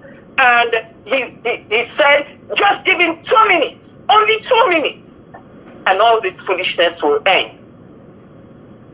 Beloved dear friends, do not be shaking. Nigerians say no shaking. Take a stance and take a firm stand. Don't be shaken by all their talks and all their actions, trying to blackmail and confuse our people. And then you start looking at it. They say we are forming sleeper cell. That is like groups of gangs. That is not who we are. That is not who Biafrans are. We don't have any cell sleepers anywhere. I don't even know where they got that. You know how Nigeria is. Anything they hear from Obodo Yibo, they don't think, they don't reason. They say, yeah, that sounds good. Therefore, we can say IPOB has cell sleepers. We don't have any kind of cell sleepers, wherever they are talking about. It is them who have cell sleepers. Look at what Boko Haram is doing. Boko Haram has their group in that their place where they are in the north. The ISWAP have their own. The Mayeti Allah have their own. They have groups all over. And you will not believe that the leaders of Nigeria, they know all about these sleeper cells in the north. They are not talking. They want to apply it to the east. Do you know that in Benue State, in Niger State, they have areas that they call ungoverned areas? You know what that means? These are sleeper cells. These are different groups. And these different groups have their flags in Niger, the state of whatever they call it. Niger State. They have their different flags flying all over. These are sleeper cells because these are violent groups that are trying to decimate and kill people. These are sleeper. We don't have such a thing in Biafra land. We don't have it. Biafrans don't have any such nonsense in our land. And do you know what these ungoverned areas mean? That the government have taken away their hands. They have surrendered to these different groups. The different groups have their flag. In fact, the people going to their farm have to pay taxes to these sleeper cells before they can go to their farms. Nigerian government knows this very well. They know it very well that there are sleeper cells all over the north, all over their land. But it is only in Biafra land that you cannot talk about. We don't have such nonsense. We are a group of people who know what they want. We are a group of people who have been trained by Mazi Nnamdi Kanu to be civilized and to know what we are doing. And they talk about some sleeper cells. They know where the sleeper cells are. They don't want to attack them. And this is why they are now saying, oh, in Biafra land they have sleeper cells. Therefore, let us send our soldiers to go over there and kill all of them. Let us send our police to Biafra land. We don't have sleeper cells. Nigeria, you ought to go find out where you have your sleeper cells. You know where these sleeper cells are all over your country. Attack them and leave Biafra land alone. We are a group of peaceful people. We don't meddle. We are too busy to come down to your level. We are too busy. We are moving ahead. We don't have any business with redundancy. And so we stand, Biafrans. Let us stand together. Whatever they say, do not believe them. Remember, their ultimate goal is to make sure that they kill all of us. I keep saying this. That is all. Whatever ploy they come up with, they have come up with finding Ruga land. They didn't get it. They come up with all sorts of devices. Their ultimate goal is to kill all of us. Do not forget this. Thank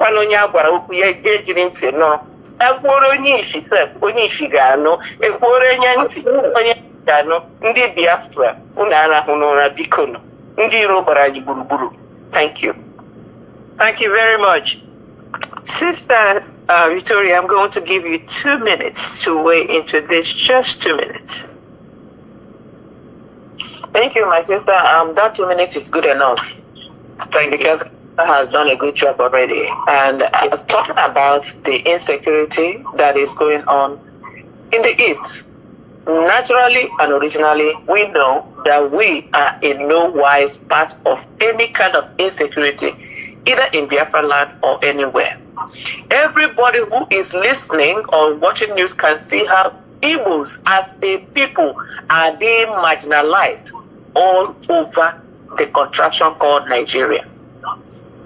Talking about the sleeper cell, you see, one thing the Nigerian government does is when they see what they are doing, they will equate it to somebody else. The others don't know what is sleeper cell. We do not wake up to attack people. Who attack people everywhere in the world? Check the history. Who are the attackers? It's people who join themselves to Islam like Fulani people. They will rise up in the name of a religion and they will begin to attack and kill people. In fact, I have never seen them fighting people who has gun face to face as a man fight. It's people that have no gun. People who are not thinking about attack. That is why they have sleeper cell. This is part of their religious system. attacking people when they are not aware that somebody is coming to attack them. And they pride themselves as being people who can fight. They do not fight face to face. As man will fight a man. Let's see what they can do. Number two, the sleeper cell they're talking about is to blackmail IPOB all over. They have tried everything they can to close IPOB communities. They have tried everything they can to destroy us. But it's not happening because the world has seen that we are genuine people. And we do not deal with that. And now they are trying to blackmail them to say they have sleeper cell. And I want everyone listening and those who are trying to see the downfall of Biafrans everywhere in the world to understand that this is Nigerian government having their sleeper cell everywhere. IPOB is a registered group in any country where they function. Now this registered group cannot turn to sleeper cells are not registered anywhere in the world. They are attack groups. They are terrorists. And the Biafrans has no communication with terrorism. And I want people to know that. When it comes to insecurity, like we were saying before, the insecurity going on in the East is created by Nigerian government. They have tried everything they can to destroy these same people, IPOB, indigenous people of Biafra, and they find that they cannot do it. Now they are buying people who they can use to perform their act. The burning of villages, is it done by IPOB? The burning of markets all over the contraction, is it done by IPOB? Who are the people doing it? The terrorism that is going on. I was just looking at the news this morning. As in December or October, 80 people were killed in the north. You don't hear it in their own media. They know that their media is worthless and it's a lying media. They do not say the truth. So when the people are beaten in that Niger state, I'm telling you, every young girl there has been raped 100 times. Every woman there has been raped 100 times. They are destroying businesses. I've never seen Fulani Nigeria anywhere growing businesses, but to bring it down with terrorism. And now Niger State, why are they there? Why is it ungoverned area? Their slave masters now are able to harvest all the mineral resources that is in Niger State. That is why it has become ungoverned. Because once you can pay through, you can harvest those mineral resources in Niger State. While the people in Niger State are getting impoverished, they are being they are placed in a place of terror every day. Because many of them don't have anywhere to run to. That's what they want to do in Biafra land. To chase all Biafrans away. That is why Britain has opened its own door, harvesting the brains in Biafra land. It is a form of terrorism. I saw something else that one of my relatives were sharing. Britain is looking for people who has first class. They are looking for first class people they are going to train in a way that they can come back to Biafra land or any part of African countries to begin to harvest minerals for them. They are training our own people. This is terrorism. Nobody's talking about it. The people who are fighting for self-determination are being equated as people having sleeper cells. Everybody listening, this is Nigerian government. They have sleeper cells in Biafra land. They are building their army barracks in Biafra land. They are, in fact, all the military that are supposed to be in the north to combat terrorism, because terrorism is attached to their Islamic religion, which they want to establish in all over the country. For every state they capture, they rename it and it becomes their own. And now Nigeria cannot make any benefit from that area because their terrorists are part of their governors, their senators, whoever is their leader, they are part of the terrorists. So they're dividing it among themselves. As for have the brain to develop, they don't have it. Therefore, because I'm not going to say so much, I want to tell you, their friends do not have sleeper cell. Every sleeper cell, any part in the world, belongs to Nigeria Fulani. They are the ones that are terrorizing Biafrans, and it has nothing to do with IPOB. We are noble people, and we are fighting a noble cause, and we will surely win. Thank you. Thank you. Simple and short. Sister Kanu, anything to add to this? Yes, I have something. How many minutes? 4? 2. Okay, that's fine. That's fine, my sister. You know what happened? Oh my God. This Nigerian government, Nigeria government, because I call government and army are the same, because the government of Nigeria, the president of Nigeria is the commander of armed forces in Nigeria. So I'm telling you, Nigeria army distributing posters, distributing flyers to our own people to convince them that the insecurity happening in the Eastern region is caused by IPOB. That's false. I'm telling you, they are lying. They are getting it wrong and wrong and wrong. This is another way to blackmail IPOB. Who knows which way? What other way they're gonna turn it after this one? You know, IPOB is a freedom fighter. IPOB created by Nnamdi Kanu. Nnamdi Kanu is the leader of IPOB, a freedom fighter.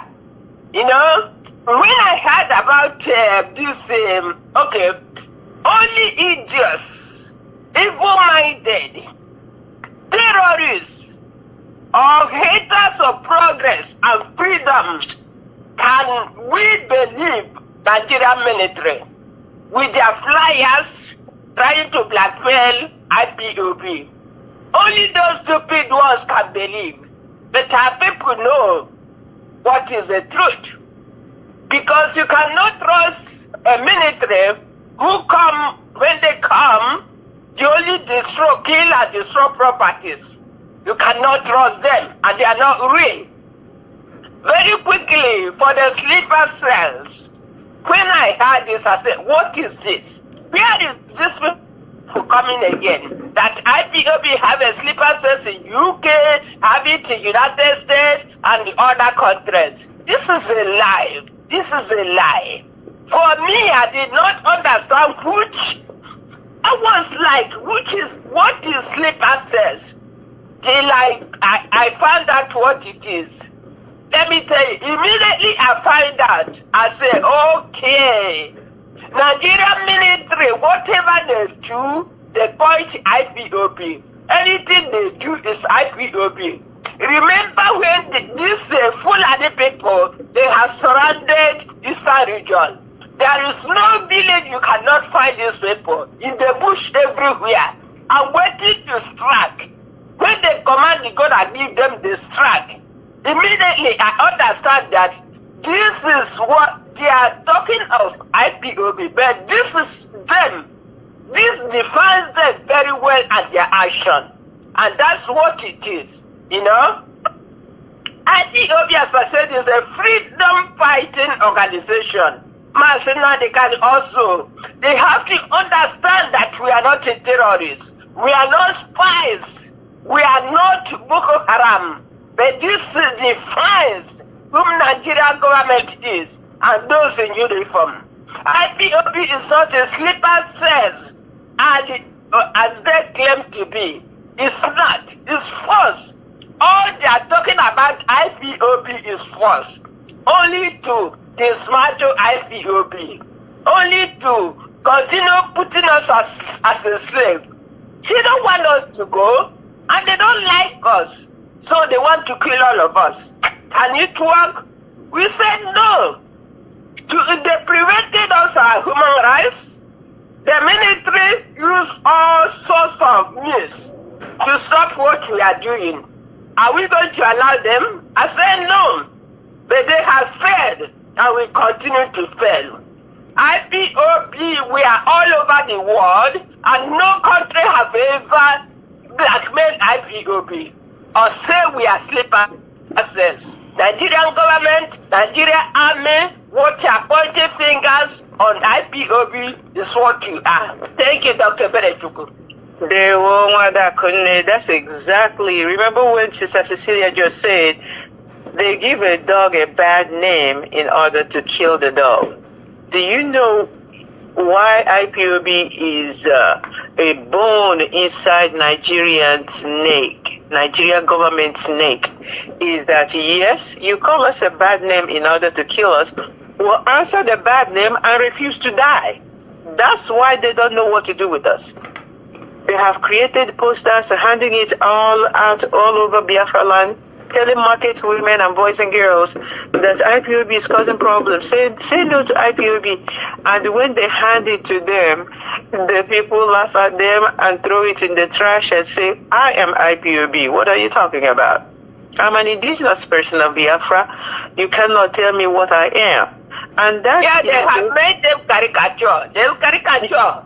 Yes. They have made themselves caricature of themselves in Biafra land, because as you put those posters up, people will see them and look and shake their heads. You don't even know who you're talking about. We're the ones you're talking about, and we know we're not criminals. We know we're not causing the killings in Biafra land or the destructions. You who put up the poster is the one killing our people. You're the one harvesting their organs. You're the one destroying our houses. You're the ones throwing bombs into our villages. So we know who you are. You handing us a piece of paper, trying to blackmail me. You're trying to blackmail myself by giving me a piece of paper. Is that not idiotic? And the Mazi, a more powerful comrade, a more powerful wrote a powerful press release on that. That we Biafrans know who we are. We are not terrorists. So you cannot call IPOB, indigenous people of Biafra, terrorists while you are yourself giving us the flyer and saying sleeper cells, you're the one causing the problem. You're the one destroying our houses. So call us the bad name. We may even answer the bad name, but we refuse to roll over and die. That's your nemesis. You can't kill us. We're going to be here until you let us go and you go back to the north where you came from. We refuse to die. So the next question is, the zoo called Nigeria is designed by the United Kingdom to suppress Biafran's ingenuity. You know that we are creative people. But because of whatever abracadabra they did to put us in the quagmire, in this contraption, in this animal zoo, in this, it's not even a zoo, it's a jungle, with these beasts, we cannot flourish. Anybody who raises their head, they try to trap him, they try to kill him, they try to destroy his livelihood and his enterprise. Can we see it clearly that Nigeria is built to suppress Igbo ingenuity, but still make sure to continue? Make sure that we make up our minds to continue on this quest to remain who we are, creative, very ingenious, and continue to produce, continue to build, continue to create things. Mother Kunne, please give us a short thought about what you think about this topic, because no, we must continue to be who we are. They cannot recreate us. Yeah, thank you very much once again. The extent of Britain or British, Nigerian hatred to Biafrans, I think this is huge, I'm telling you. It's huge. And is growing worse as we move on in life. Every day there is something. Every day you see something, how they want us. In Nigeria, instead Igbo man will stand on his feet. Nigeria want the man to die. Nigeria want to be the person. Instead of the man to come out to manifest his God's given potentials, is better for that man to die. Or even though Nigeria will become poor, they will never allow Igbo man to flourish. They prefer to become poor than allowing Igbo man to flourish. No matter what you do an Igbo man will stand firm. See, let's take an example. In the condition of Ali Nnamdi Kanu right now, is that not racism? Because he's an Igbo man. He didn't commit any sin. I'm going to make it very briefly because of our time and my sisters have to come inside. Okay, you look into, let's take it a little far. Our people trying to do good, Nigeria will suppress them. You know, you remember, Ibeto Smith factory. What happened? Nigeria did not allow that to flourish. They have to destroy that industry and give it to one man. And only one man today is supplying cement in the whole Nigeria. You know, the suppression is across Nigeria, all corners of Nigeria. As soon as you are in that Nigeria and you are Igbo person, they want you to die. You know, look at what happened recently about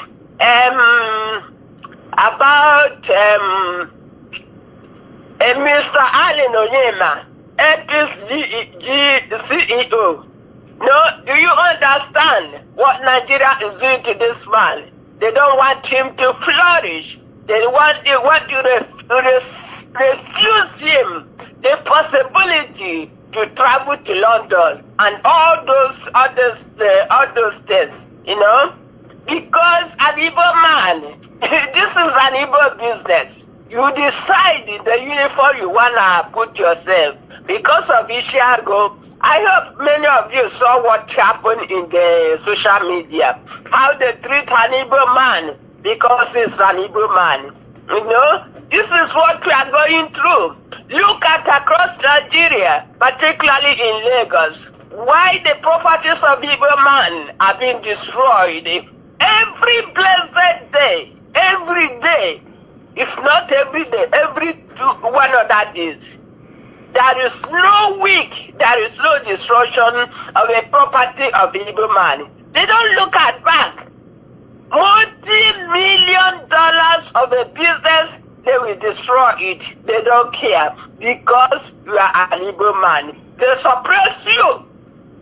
They want you to go, you know, where do they want you to go so that they will go there and kill you. A number of things happening. Igbo man there, Igbo man there. There is nothing an Igbo man can do that will suit Nigeria. Instead of an Igbo man to bring an idea to make a country, make that entity a better place to live, it's better for that Igbo man to die or to destroy that Biafra. For instance, my brothers and sisters, see what is happening in the Eastern region. You know, they are destroying properties, they are destroying human beings, they are destroying businesses, they are doing all sorts of things. Let's take it for example. In the north, since 2020, there have been mass killings of the military. You know, it happened in mass killings of the military. It happened. Boko Haram have killed a lot of people. Military in Yombe State. You know, it happens Nasarawa, Kaduna, or many places in the north. Not one soldier, not two. Mass. Sometimes 30, sometimes 50, sometimes whatever number. I'm not gonna, because of the time, that's why I'm running like this. They have killed a lot of people, Boko Haram. The so-called bandits, they have decimated a lot of soldiers. But you know why I brought this out? In the north, in those communities where these things happen, no single village or no single community or house is bought. No one of them is bought. But see what is happening in the Eastern region. For instance, what happened in Delta State a few weeks ago. Okoma. Right? See what happened there. How they destroyed kill a lot of people, destroyed many communities, neighboring areas, they destroy it. Today, as we speak, they don't allow the communities to enter. And this is what is happening in the Eastern region. You know, it's happening in the Eastern region. Many of our villages, they have destroyed, people run away and they claim it. So I'm saying this because of Igbo people, because of the Biafrans, because these things, they don't do it in the north. Because in the north, when it happened, it happened. If they cannot find who did it, they cannot go and destroy or kill any northerners. But in Eastern region, because of the suppression we are talking about, that's what is happening over there. That's why I brought it. In the north, they will not destroy, they will not kill. When they come to the Eastern region, they will kill any flies they see on the ground. They will kill everybody and people will run away. This is Nigeria and this is Nigeria army. This is what they do. The people that are supposed to protect the citizens are the ones killing them. Let me leave it here, Sister Dr. Berejuku. The suppression is huge and is growing. So the earlier our people rise up to say enough is enough, the better for all of us, my sister. This is what I said. Thank you so much. Thank you. And the whole thing is also that they're the ones who set up the ones that happen in the East. The ones that happen in the North is perpetrated by Boko Haram, ISWAP, and all the myriad of terrorist bandits and everybody that they have up there. They cannot face them. But they, the military, come to the East and create the confusion themselves. And then they swoop in. They themselves also swoop in and say, we're going to deal with these people. So they are doing the harm twice. They're the ones who are causing the problem in the villages and towns. And then they're the ones who are coming in to kill more people because of what they have created. It's called major blackmail. Major blackmail. Sister Cecilia, add your voice for a few minutes.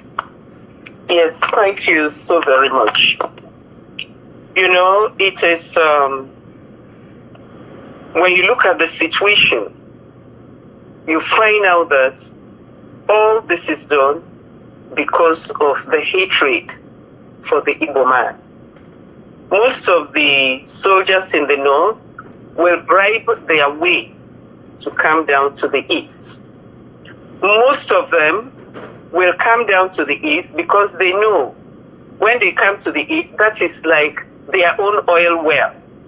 They come to make themselves rich.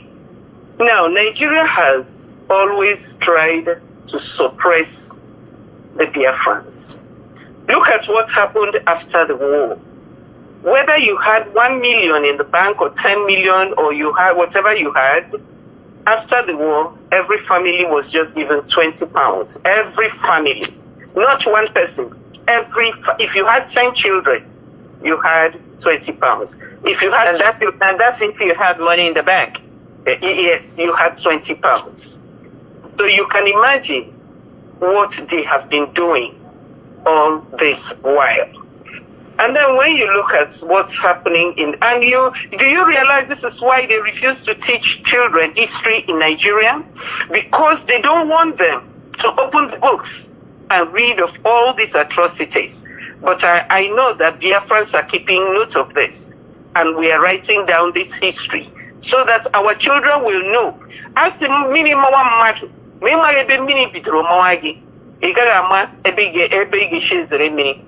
so that our children will know what happened to their forefathers and what happened to their fathers. What are we saying? This has continued even up till today. You go to Yoruba land recently, they say, oh, Tinubu did not win Lagos. Whose responsibility is it that a politician did not win where he wanted to win? Therefore, Sanwo-Olu started breaking people's houses, burning their businesses. This is somebody's livelihood. For some people, this is the only means of livelihood they have. They start burning them, burning all their property. They go to the computer village.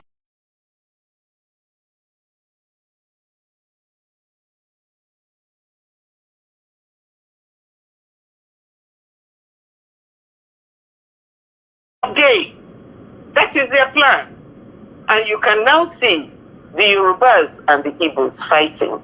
Not really fighting, the Yorubas trying to make it on the Igbo man. Everything the Igbo man has, they feel it has to be destroyed. Why are these people progressing? Why are they not like us? Why are they not redundant? They are always, no matter what happens to them, it is like a puzzle that they cannot put together. It is an enigma. They don't know what to do with the Igbo man. They feel that, well, he's a businessman. If we destroy his business, sure, he will go down. But who told you that the Igbo man is resilient and he is greater than all that foolishness? And then when we look, now they now use delay tactics. Look at the geometric electrical plant in Aba. When I listened to Bat Nnaji talk about it, he said a normal geometric electrical plant would be completed in 3 years. But they kept putting roadblocks for this man. They kept putting roadblocks, and it took him 20 long years. Can you imagine a 20-year-old child? That child would have finished university. That child would have made something of himself. That child would have taken his position in the world stage. 20 long years wasted because Bat Nnaji is an Igbo man, and the location that he was talking about was in Igbo land. They did everything to make sure they stole his efforts. We were talking about Allen Onyema. Do you know that with Allen Onyema, it took him 7 long years to get the permit to fly his plane from Lagos to London, because they knew it would take 6 short hours. But he got permit to travel to India, which takes about 30 or whatever number of hours. But going to London, they refused him. And do you know another thing? That in Nigeria, most of the carriers are charging people an arm and a leg to be able to go to London. But because Onyema is an Igbo man, they frustrated him so much. But I'm glad he stood his ground, just like Bat Nnaji. And when this maiden flight that went to London was coming back to Nigeria, you will not believe what happened. They refused this plane landing in the Murtala Mohammed Airport. They wanted this plane to go to a very far place, to go and land somewhere in the bush. I'm asking, how wicked can human beings be? And their plan was that when they go and land in the bush, before the passengers will leave that area and come back to the Murtala Mohammed Airport, it will take them hours. And then people will be saying, is this how the Onyema airline is going to do? If that's how it's going to do, we are not going to follow it. They are trying to make people feel disappointed about this airline just because Allen Onyema is an Igbo man. You know, this is, and I'm saying this so that all of you who think you're one Nigerianist, you see what is happening. And recently there's this man in Lagos, Onwanibe. He has built a multi-dollar resort. Beautiful. And what did the governor say? That they are going to demolish it because they want to make a coastal highway. I'm saying, what on earth? You know, my people, Biafrans, we have to read between the lines. These people do not want us. They do not love us. They don't even want us close to where they are. We must read between the lines. If even Yoruba people, if they find a way of making us robots, so that when they twist us this side, whatever they program in us, that's what we produce. That's what the robots are here for. Whatever you put in the robot, that's what the robot is. If they find a way of making all Igbos, especially the business ones, make them robots so that they don't think anymore, so that they don't act, so that they only do what they want them to do, I'm sure they will do it. If they are able to reduce the Igbo man to a babiyala, every morning you come and stand by the roadside, you say, please give me small now, please, I've not eaten. That's what will make them happy. That's what they will do. If they are able to bring us to the point, to relegate us to their poverty mentality level, cow owners, so that we can be driving cows from Sokoto to wherever we are going to. That's what they will do. But unfortunately for them, the Igbo man was created specially. The Igbo man was created with a lot of wisdom. The Igbo man is the Igbo man he is. Nobody can change us. Nobody can bring or can reduce us to anything. Nobody. And this is their point of frustration. What can we do to these people to make sure that they don't progress the way they are doing? You know, look, if God has blessed a man, there is nothing else you can do. The best you can do is to support that person. Anybody, check it, look out. Anybody God has blessed, there is nothing else you can do. God has blessed that person already. If you try to hurt that person, you will be dragging yourself to their own early grave. The only thing you can do for a man who is blessed is to support that person, to give that person a right hand, to make that person go further, do something better, do something greater. But Nigeria wants to kill its own and eat it up. That's what they are doing. Look at Israel. How progressive Israel is. Because they support one another. And I'm saying this to talk to the saboteurs in Igbo land. Do not let yourself to be used to bring your brother down. Do not let yourself, all these governors, Hope Uzodima's life, Uche Mefo's life, that other one in Enugu, Uba, do not stifle your people. Because when you do that, you are determining your early grave. You are determining your early demise. Remember, you're not going to live in this world forever. Any man God has blessed, any woman God has blessed, the best thing you can do for your own self is to support that person. So all that Nigeria is doing, you can do your worst, and that's why you're going down the grave. I want to tell you, my people, be strong. Whatever wisdom God has given you, go ahead with it.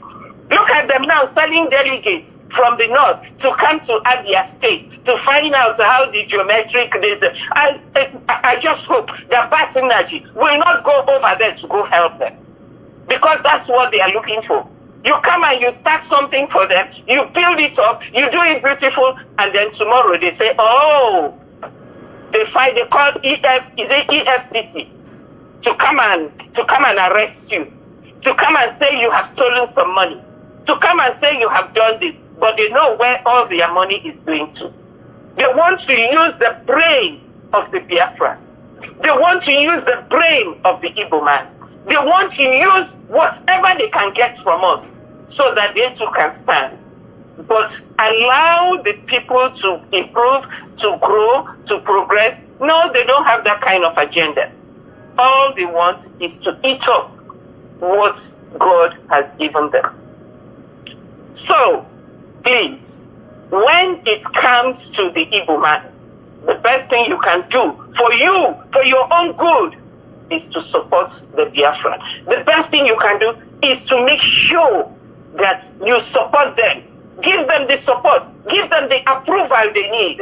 Open doors for them, because they are already blessed. And when you do that, that's when you will get your own blessing. But as long as you continue to stand in the way of our people from progressing, from living a life as human beings, you yourself will be falling and fainting. Thank you very much.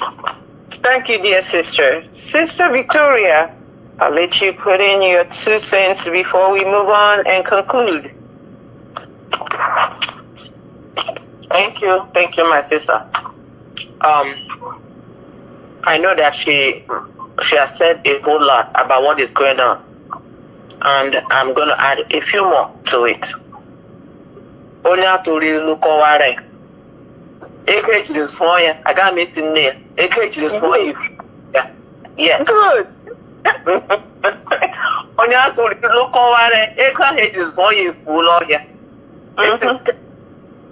Because our people, if we trust ourselves, Mazi Nnamdi Kanu gave us all this in a black and white paper. Telling Igbo people that they will suffer in Lagos. They will suffer under the hand of Yoruba. You see, when Nigerian government was doing everything, they always do things in hiding. They will hide so that you will not know they are the ones doing it. At the end, now that they cannot hide, Sanwo-Olu, he said he's a Pentecostal. My people, watch them. When they come to Christianity, they are all there to cash out. When the real action comes, you know those who are believers or not. That man was there preaching that he's all of them that say they are Christian. Look at them in government. Every one of them. No single truth. No single justice. They believe in their local religion, whatever it is. Can you see the suffering that Mazi Nnamdi Kanu prophesied? When he was saying it, nobody can believe it. But this is the beginning of pain. All they started with burning businesses everywhere. They will burn a whole market. And now even people will rush back again to rebuild. That is, I don't know how to describe who we are. You will burn the whole market. You will not begin to think about another location to go and start a new one or rebuild the one they already burned. Igbo people will spend money to go and rebuild. That is why I'm angry with them. To rebuild that market to their own taste. Sometimes they will lock up the market. You're not going to go into the market today. You are worshiping us. An Igbo man will wait. Whenever they open, they go. Enough is enough. A single word is enough for the wise. They are demolishing your property. I was listening to a commentator say the Igbo people have gone so down that they don't have any single voice in that contraction. Because these business people, did you support Mazi Nnamdi Kanu, it wouldn't be like this. If you have supported the quest for Biafra, what it will cost to demolish your properties, it wouldn't be that much for us to be free from Nigeria. I promise you that. But you have been on your own, doing your businesses. And they are catching you guys one at a time. And still you don't think that you can come together. You still don't know that you can come together to fight your cause. You continue to fight as individual. And they capture you individual. And that is the problem that we have. We have lost respect. We have lost dignity. If there's any respect at all or dignity, it has to do with Mazi Nnamdi Kanu and the IPOB group that they lead in. Those are the people Nigerian government have to battle with. They are not battling with you. They're cutting you up like a chicken.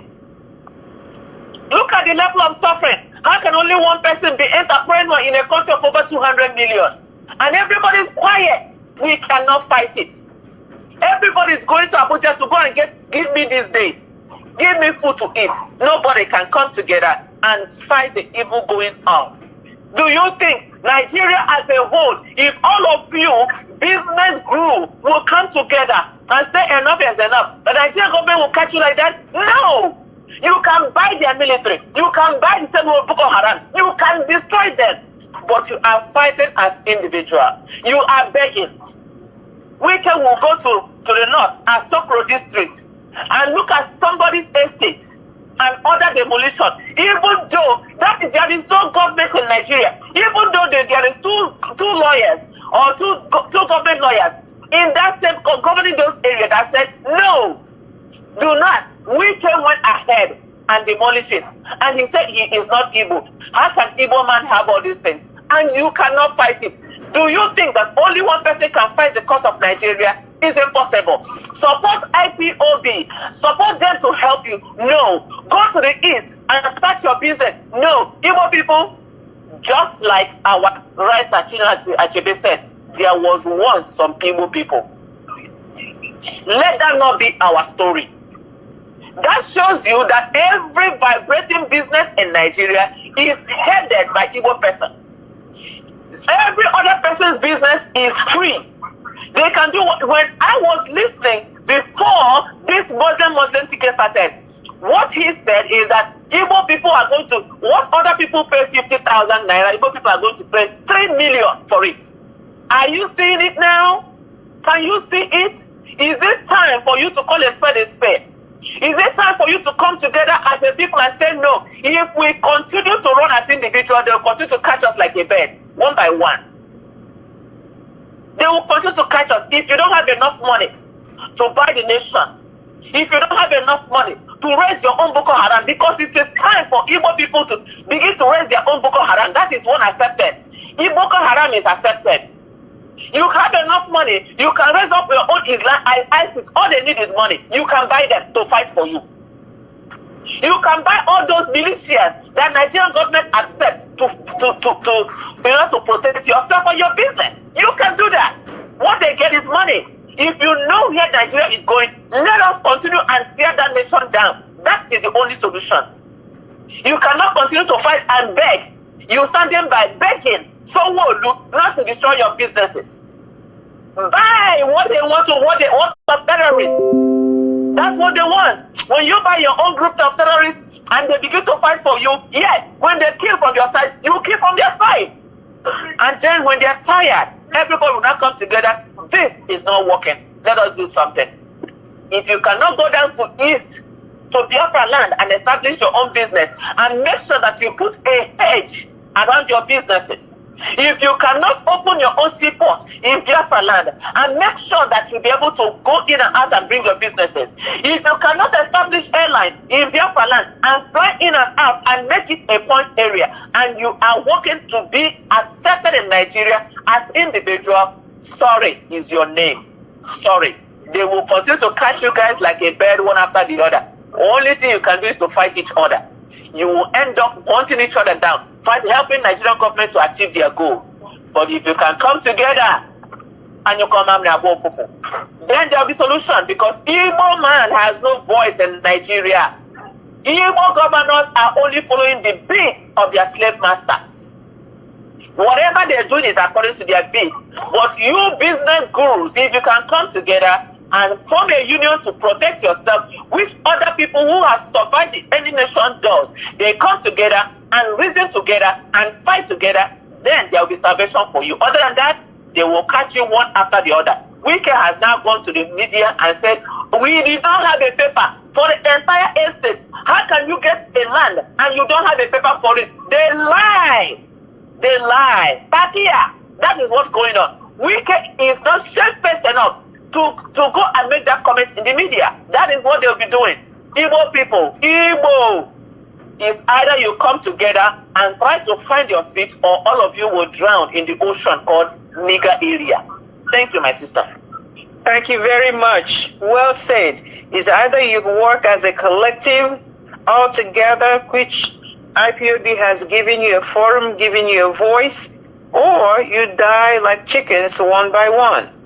My sister Beauty Gina on X this morning wrote, those of you waiting for Onyendu to come out before you can join in IPOB, what we're doing, I'm asking you, who will bring him out, if not all of us as a collective in our community, as a community effort? And she added, mad people, this is madness. You're sitting somewhere, you're an Igbo person, and you're saying, go bring Onyendu out. That's exactly what they want you to do. Talking from your corners of the universe and not coming together. When you start working together as a collective, you get more done. Mazi Alozie comes on this platform every day, every morning from the United States of America, telling you, every day that's the theme of his preaching. And are we hearing him? Thank you, IPOB family. We are hearing him. We're hearing Onyendu. We're hearing AB Gina and Gina Beauty Gina on X. But how else can you join? What else can you do? I replied AB Gina by saying that we as a collective, we must come together. If you don't come together, you can never do it. You can never achieve what you want until you come together. Please, use 1 minute each to please encourage our people. There is jingle on the air by IPOB. There is advertisement all over the social media, especially on X, telling our people to go back to the land, go back to farming. Our HOD, our head of Directorate of State of the Indigenous People of Biafra, Mazi came and told us in his last address to the Biafra nation that we must go back to the land. We must champion, as IPOB members, our people going back to the land. And we in the United States of America, I must announce this to the world, have done our part by levying ourselves a certain amount of dollars. And we have collected those amount of money. We have submitted the money so that you can get seedlings.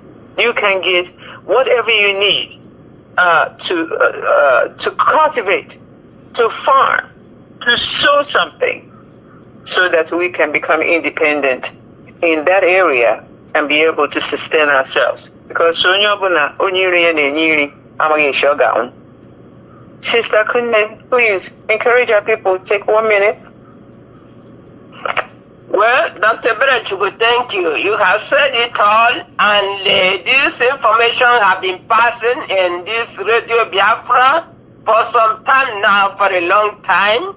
As you said, the HOD has said it several times on this platform. Mazi Chinasa have mentioned it a lot, and IPOB Publicity Secretary Mazi Imapapo have written it severally in his writings. So it is time for our people to understand what we are talking about. As you mentioned, Alozie have been on social media, on this Radio Biafra, talking about the same thing. But now, it's our people listening and taking action. That's what you are saying. It's not that we are forcing anybody to enter into farming, but this is the survival of all of us and the economy, to grow our economy. Because if Nigerian government hates us today, are we going to hate ourselves? We have to grow up. You know, farmland is a big business. Farming is a big business. So when we do this, we can be able to cultivate, we can be able to see what to eat and see what to sell and get money. You know, that's why we are saying all this, because Nigeria is falling and Nigeria will not provide for you. We can stand in our feet, we can be a good nation, whatever, without the involvement of Nigeria. And that's why we are calling everybody to go back to farm.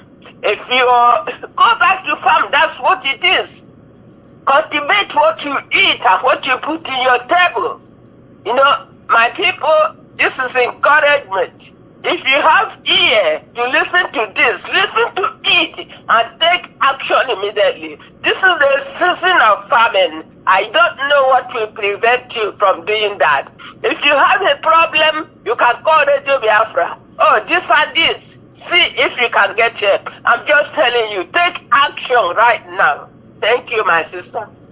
Thank you very much. Sister Cecilia, please encourage our people. Wonderful people of Biafra. My sister has just talked about farming. We know that what we eat determines our health. Sometimes some people fall sick because they eat the wrong things. So when we do our own planting, we are sure of what we are eating. We harvest it and we are sure of what we are eating. There are so many things that are imported, so many things we'll be talking about, like the Fulani cows that are poisoned and sent down to us. Please desist from these animals. They also have fruits. They are sugar cane. There is something they put in a bottle. I don't know whether that thing is urine or what, that they squirt on sugar cane. My people, we have to be careful.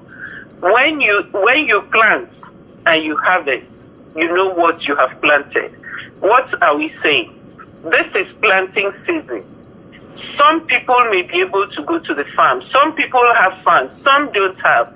For those who don't have, you can improvise. Get a bag, any type of small pot, and plant your seed in it. In the morning, take it out to get some sunlight. In the evening, you bring it back into the house. If you have a small yard behind your house, use it to plant some vegetables. That would be wonderful.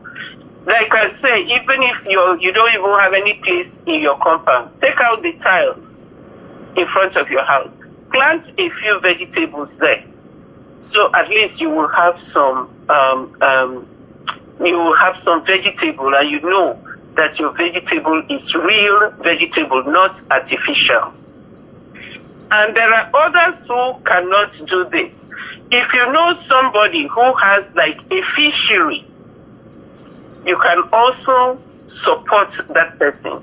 You know somebody who has a poultry farm. These are all things we can put in our farms. Make something. Help yourself. God has given us the wisdom and the ingenuity to think of new ways of doing things.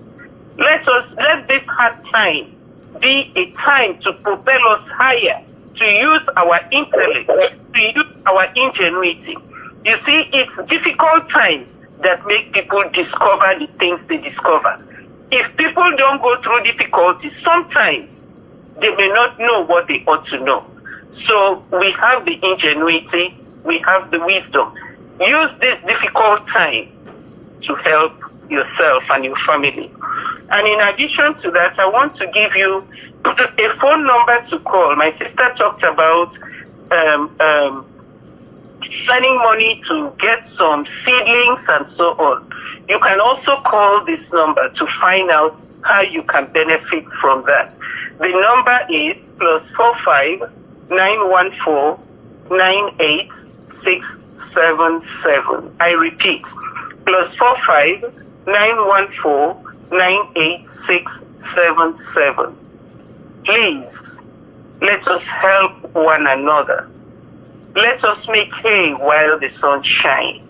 So that, you see, when you look at the ants, you find out that the ants work very, very hard to collect their food and store it. So when that season comes and they are not able to go out to get any more food, they have enough to eat.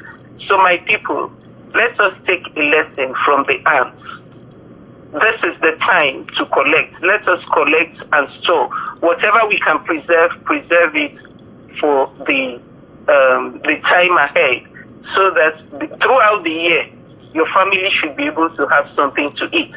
When others are crying, other places that they are hungry and looking for indomie, we will be self-satisfied because we worked when we ought to work and we harvested when we ought to harvest. Thank you. Thank you very much. My dear sisters and brothers, indomie is not real food. Know that and know peace, because it's going to cause you a lot of problems. Sister Victoria.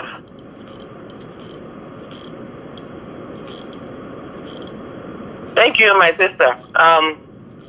She has said a lot as well, and I will add a few also. And this is, farming is what we have been doing in the time past. It is not new to us. I grew up going to the farm with my mom.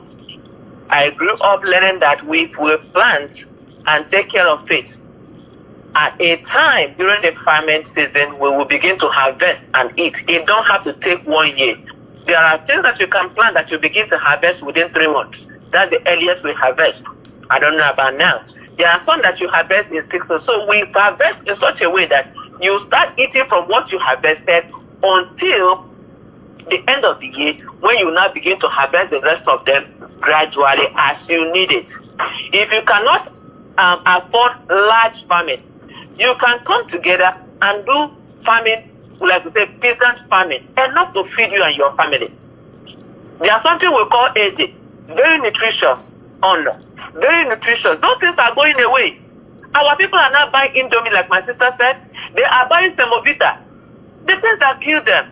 The nutritious food that our parents grew on, that gave them immunity. We are looking down on all those things. And like you mentioned, you can plant a little bit of ugu in your own house. Even you can plant, here they can plant things that you know, you just put something on it. If you don't have the land, buy a big basin or a big rubber. Plant it there. It will give you vegetable for you and your family. What we are talking about now is that there is serious poisoning of our people from every angle. Even the garri that you're eating now, the enemy has put their hand in preparing that garri for you. And they are adding poisons to it. I saw it in a video. Because I'm not sure. I have not proved that. I wish there are Biafrans out there who have seen that video where people are putting poisons for people inside the garri that they are frying for them and mixing it up and selling. In fact, your life, you are being poisoned from east, west, north, south. Why don't you go to the farm? Even the seeds, you have the seed within you. Please stay away from free seeds that are being given to you. Those seeds have not what it takes to give you the sustenance that you need. Those seeds have been manipulated. Those free seeds they are giving you, do not accept them. Accept the seeds that you have been directed to get from IPOB. Use your own seeds. When you plant, make sure you save seeds yourself. And above all, how do you protect your farmland? Everybody agree to watch over your farmland because Fulani is down there to kill. I know some of you are afraid to go and plant. Because if you plant, they bring their thousands and million cows into your farmland. All of you can agree and watch over your farmland on daily basis. Watch over it because there is no more food coming from the north. If it comes from the north, it is poisoned. Please plant your own and eat your own. If not, Igbo people, you're going to continue to suffer the diseases that we don't used to have. All those hypertension, diabetes, kidney failures, liver failure, every failure now you're going to suffer it. Therefore, make up your mind to begin to farm and make sure that you find a way to protect your farm. Always contact IPOB leadership. They have you at their heart. Rise up, everybody. Let us determine to survive. We will not allow the enemy to destroy us. Thank you. They were great Biafrans. Continue the Biafra exodus from Nigeria. Take your wealth home. We encourage you to stay in your land where you can flourish. And if you have not joined the IPOB in all of this that is happening in the contraption called Nigeria, this is the optimum time for you to join IPOB. If you left IPOB for one reason or the other, you can hear me, correct? Yes, we're hearing you. Yes, you're louder. Thank you. And if you can rejoin IPOB, this is a good time as well. Support our DOS. They have the initiatives that will take us to the next level. And there is only one IPOB everywhere. Sister Kuna, you see here? No. Sister Victoria, do you have any announcement? All right, it's just the same thing that I've said. Everybody arise and build. Arise and build Biafra. Biafra, stop working as individual. They'll be hunting you down. Let's begin to group ourselves to protect ourselves. If we don't do that, they will want to extinct us financially, physically, and otherwise. Let us resist the enemy and work together to our survival. That's it, my sister. They will. Thank you very much. Sister Cecilia, anything else? Well, I've talked about the phone number that you can call, and they should listen Radio Biafra. And like with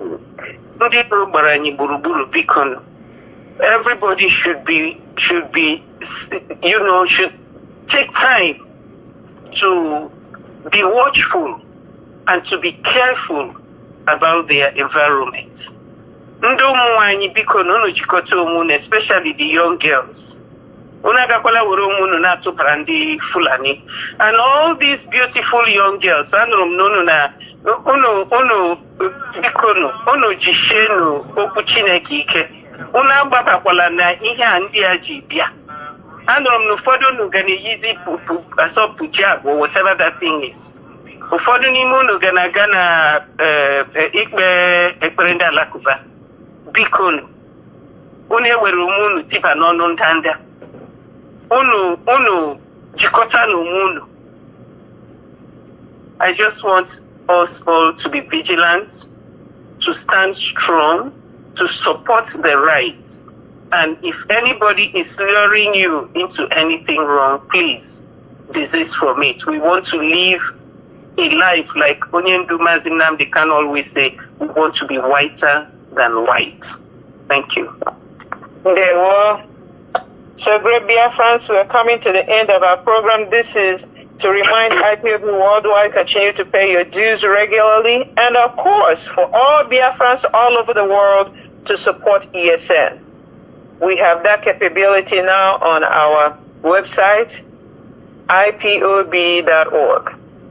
www.ipob.org, and go to PayPal and give us some money so we can continue to support ESN. Chukwu okike abịama gozie onye ndu anyị. Chukwu gozie ụmụ IPOB worldwide. And Chineke gozie unu niile na listen to Radio Biafra. Ka emesịa na ụmụ Chineke. Thank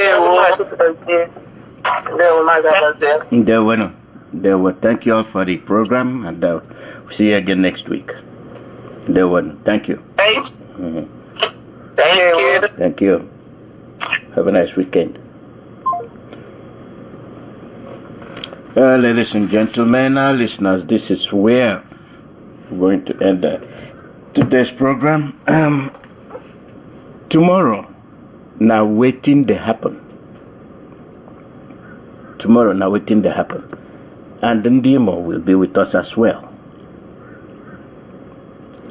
And that's the way we work, the way we reach to you, and believe you are listening. Believe you are understanding all that we've been saying. It is very, very dangerous if we don't pay attention.